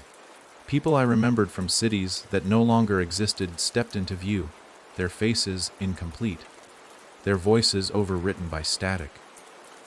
The listeners didn't flinch. They watched, because they knew what was happening. The sentence that wrote itself was reclaiming the world, but not as it had been, and not as it was meant to be. It was correcting things not to truth, but to possibility. There were no rules here anymore, only momentum, and it came from me. I tried to stop it. I tried to say, no. But I didn't have a mouth anymore. I didn't need one. The sentence didn't require breath or tongue or lips. It only needed presence, and I was the presence. I had become the pen. My thoughts were paragraphs. My memories were punctuation marks. My doubts, line breaks. And the girl, she was watching too. Not afraid, not angry, just waiting. She stood on a rise not far from the clearing, her eyes fixed not on me, but on the horizon, where a new line of sky was forming. Sky that didn't belong to either god. A sky that was asking to be filled. We locked eyes. She spoke, for real this time, aloud. "You're gonna write a god, aren't you?" I didn't answer. I didn't have to, because the sentence was no longer mine to explain. It was me, and it was hungry, not for power, not for control, but for meaning. It had watched gods form themselves out of spirals, out of rituals, out of children's breaths and forgotten words. It had seen the hollow god collapse beneath its own syntax. It had seen the girl start a new path, but one built on refusal, on resistance, on silence. And now here I was, caught between the two, the god of spiral, the god of pause. And I was the god of continuation. I didn't start the story. I didn't stop it. I kept it going. The listeners stepped closer. They weren't listeners anymore. They were becoming characters, filling roles I hadn't known I needed. The skeptic, the seer, the betrayer, the lost, the returned. Each one forming not from choice, but from necessity, as if the sentence inside me required a cast, not actors, concepts in motion. Their names came to me before they introduced themselves. I hadn't created them. I'd remembered them. Because this wasn't a new story. It was the story that had always been there, waiting behind the curtain of gods and grammar, waiting for someone brave or foolish, enough to speak without permission. I looked up. The sky had rewritten itself again. It now looked like a page, lines forming, margins trembling. Waiting, and for the first time in what felt like eternity, I didn't fear the next word. I welcomed it. Because this time, I was the author. There's a moment, just before the ink touches the page, where everything is possible. Infinite endings. Countless beginnings. Every path untraveled stretched out inside the space between intention and creation. That's where I lived now. I was no longer a man walking through a broken world. I was the world trying to remember what it meant to be whole. The sentence inside me, wild, endless, hungering for form, spun faster than thought, faster than breath, faster than prayer. And I, caught in its orbit, wasn't leading it anymore. I was barely holding on. The listeners, turned characters, circled me like gravity. I could feel them being pulled deeper into my wake, not because they wanted to be, but because something in them had responded. The same thing that responded in me when I first spoke the fifth word, when I first stared into the spiral and let it tear the silence out of my throat. Now, that force, whatever it was writing back. It had tasted freedom, seen the death of gods, and now it wanted to be more than myth. It wanted memory, and it had chosen me to carry it. I didn't know what I was writing. Not truly. The lines carved themselves in the folds of the world. Rivers bent to form paragraphs. Mountains folded into rising action, and the sky, white and waiting, had become a blank page stretching on into forever. I didn't see the stars anymore. Only ellipses. There were no chapters left to turn to. Only me. Only the sentence.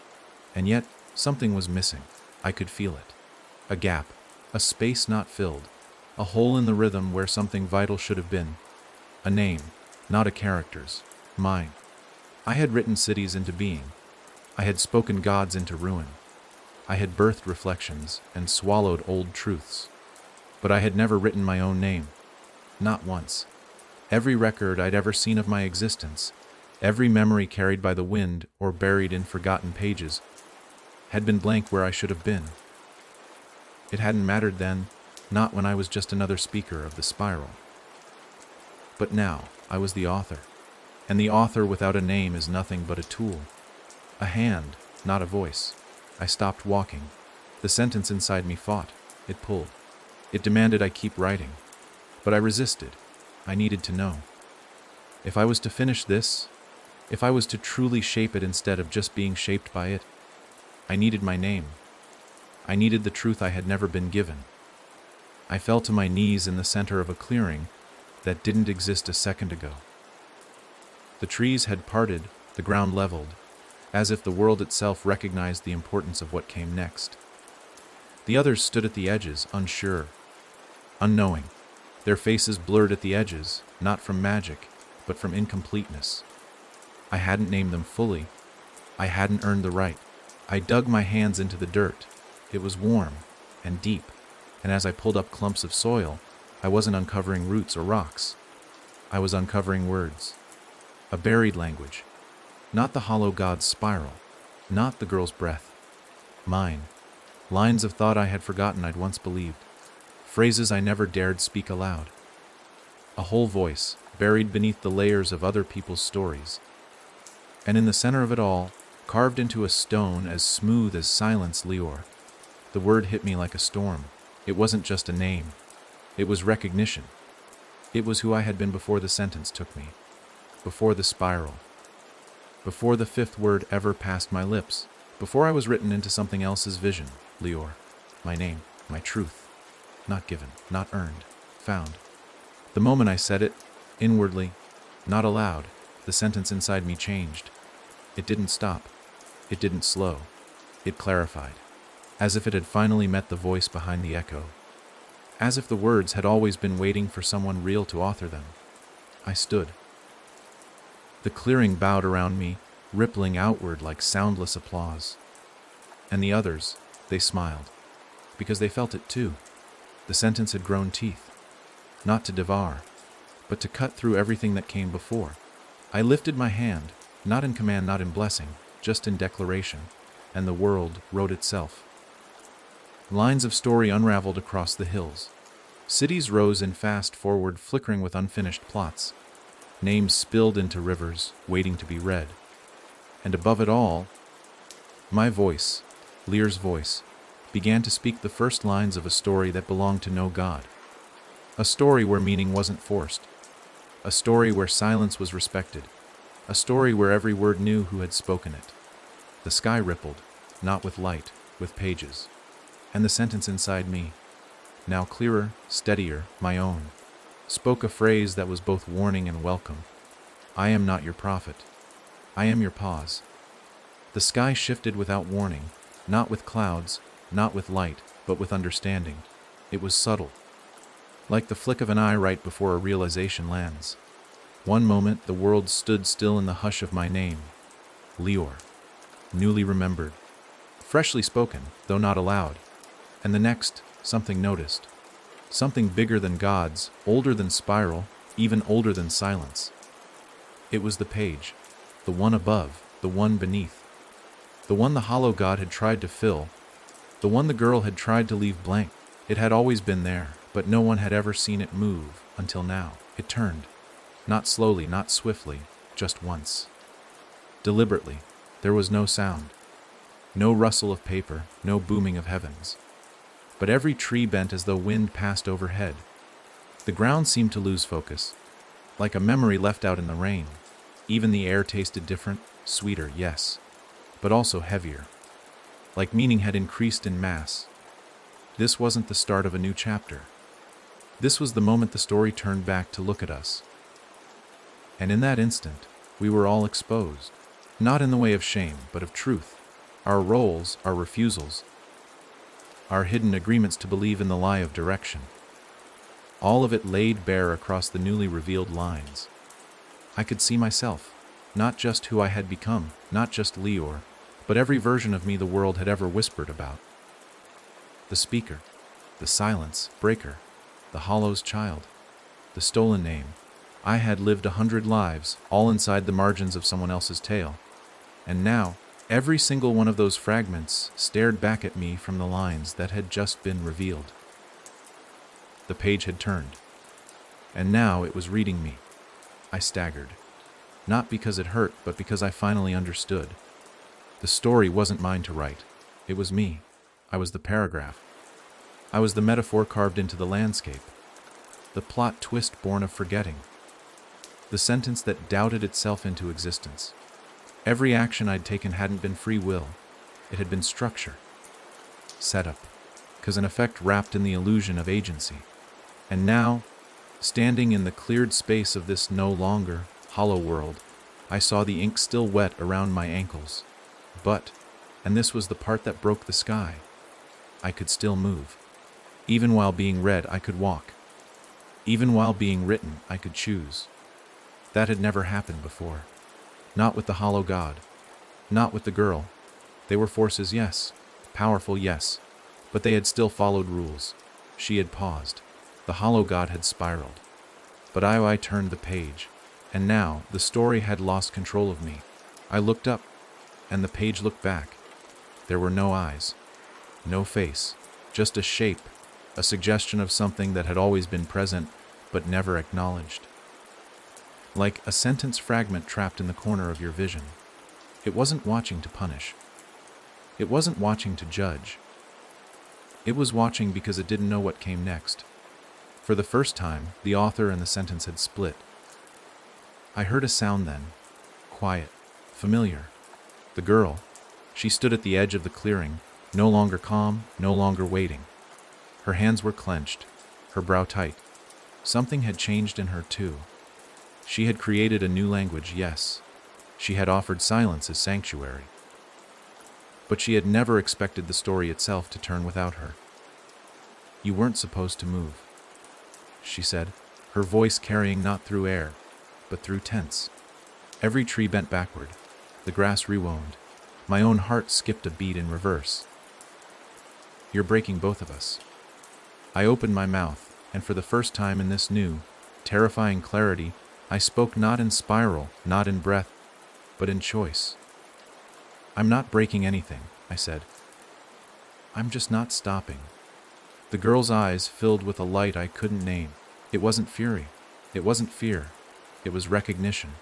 She had seen me now for what I was, not a speaker, not a silence, but a continuation. The middle that didn't care if there was an end. She took a step forward. The ground didn't respond. She wasn't writing anymore.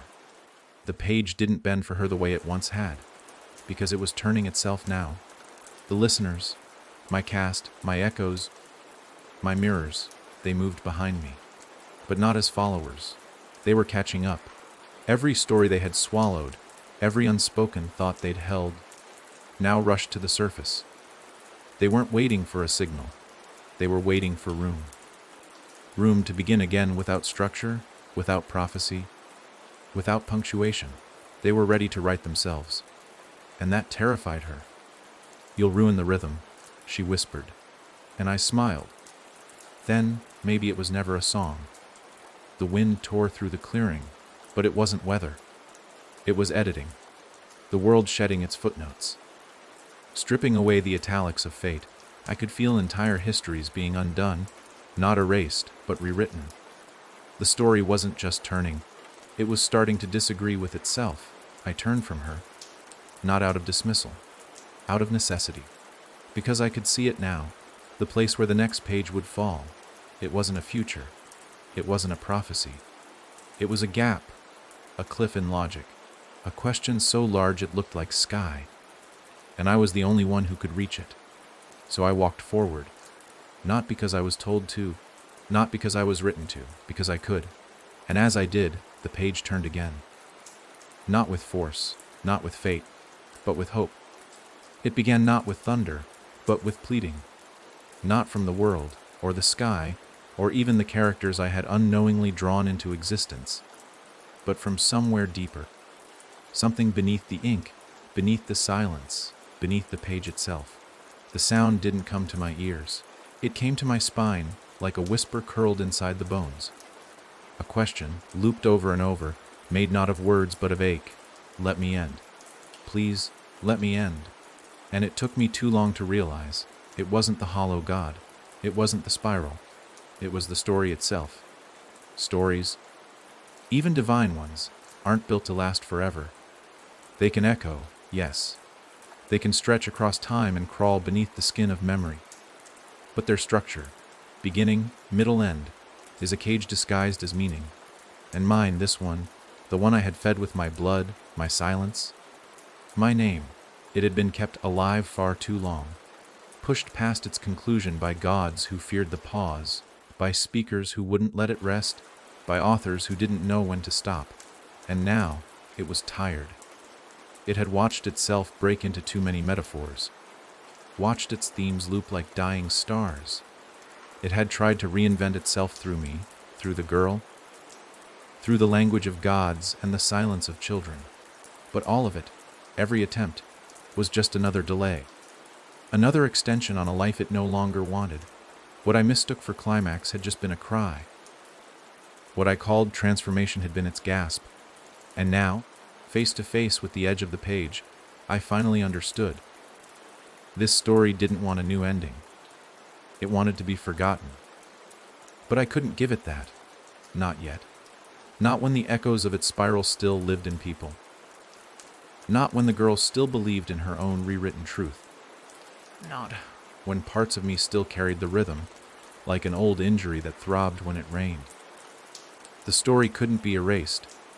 Not until every last remnant had been unlearned. And to do that, I would have to finish it completely. The others were changing again. The listeners, the mirrors, they had started to fracture. Not into pain, into possibility. Their outlines shifted, warped by ideas they hadn't meant to think. One had wings now, made not of feathers, but of absence. Space where something used to be. Another dripped time, each second pooling at her feet like ink too thick to dry. They weren't characters anymore. They were footnotes looking for a new book. And the girl, she stood farther now, but taller. Her silence no longer soft. It pulsed. Each heartbeat a challenge. A refusal to vanish. She believed in her pause more than ever. But she didn't realize the pause had turned on her, too. That her breath, her resistance, had begun to echo, had become rhythm. And rhythm is just another spiral. I approached her, not with fury, not with peace, but with the certainty of the final sentence. She didn't move. She didn't flinch. But I saw it in her. She knew. She could feel the page beneath her shifting. Its loyalty changing. You can't kill a god with doubt, she said. You only make another. I'm not trying to kill it, I replied. I'm trying to give it permission. Permission to end. She blinked. For the first time, unsure, she hadn't thought of that. No one had. Everyone had fought to either feed the spiral or stop it. No one had thought to bury it, to mourn it, to release it. I reached down and placed my hand on the earth, and I listened. Beneath the dirt, beneath the syntax of roots and memories, the story wept. Not loudly, just enough for me to feel it in my wrist. The rhythm had slowed, the beat had cracked. It wasn't dying, it was asking for stillness, for rest, for erasure, not deletion, forgiveness. And in that moment, I made my final choice. I spoke, not aloud, not in silence, but in memory. I remembered the hollow god's first word, the girl's final breath, my own name, Leor, and I offered them all back to the dirt, not as sacrifice. As closure, the sky rippled, the world bent, not in collapse, but in release. One by one, the cities I had seen rose into light and vanished. Roads curled into themselves like commas disappearing from a sentence that no longer needed them. The spiral twisted once more, not in resistance, but in gratitude, before dissolving into something too soft to hold. And the girl, she stepped forward, not to fight, to help. Together, we placed our hands on the story, and we closed the cover. Not a slam, not a burn, a gentle fold, a final pause, a thank you. The page, for the first time, sighed. A breath it had held for oons, finally exhaled. The characters behind us, my broken cast, her unwritten kin, they faded. Not into death, into peace. And we stood alone, two voices who had tried to guide what should never have been directed. You're not my enemy, she whispered. I never was. And just like that, she was gone. Not erased, not defeated. She had turned the page herself.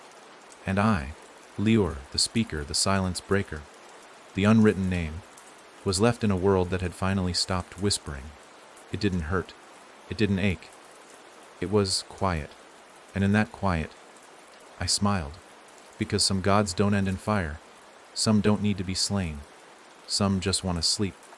I stood at the center of a world without narrative, where the air no longer echoed with purpose and the soil beneath my feet held no memory of names.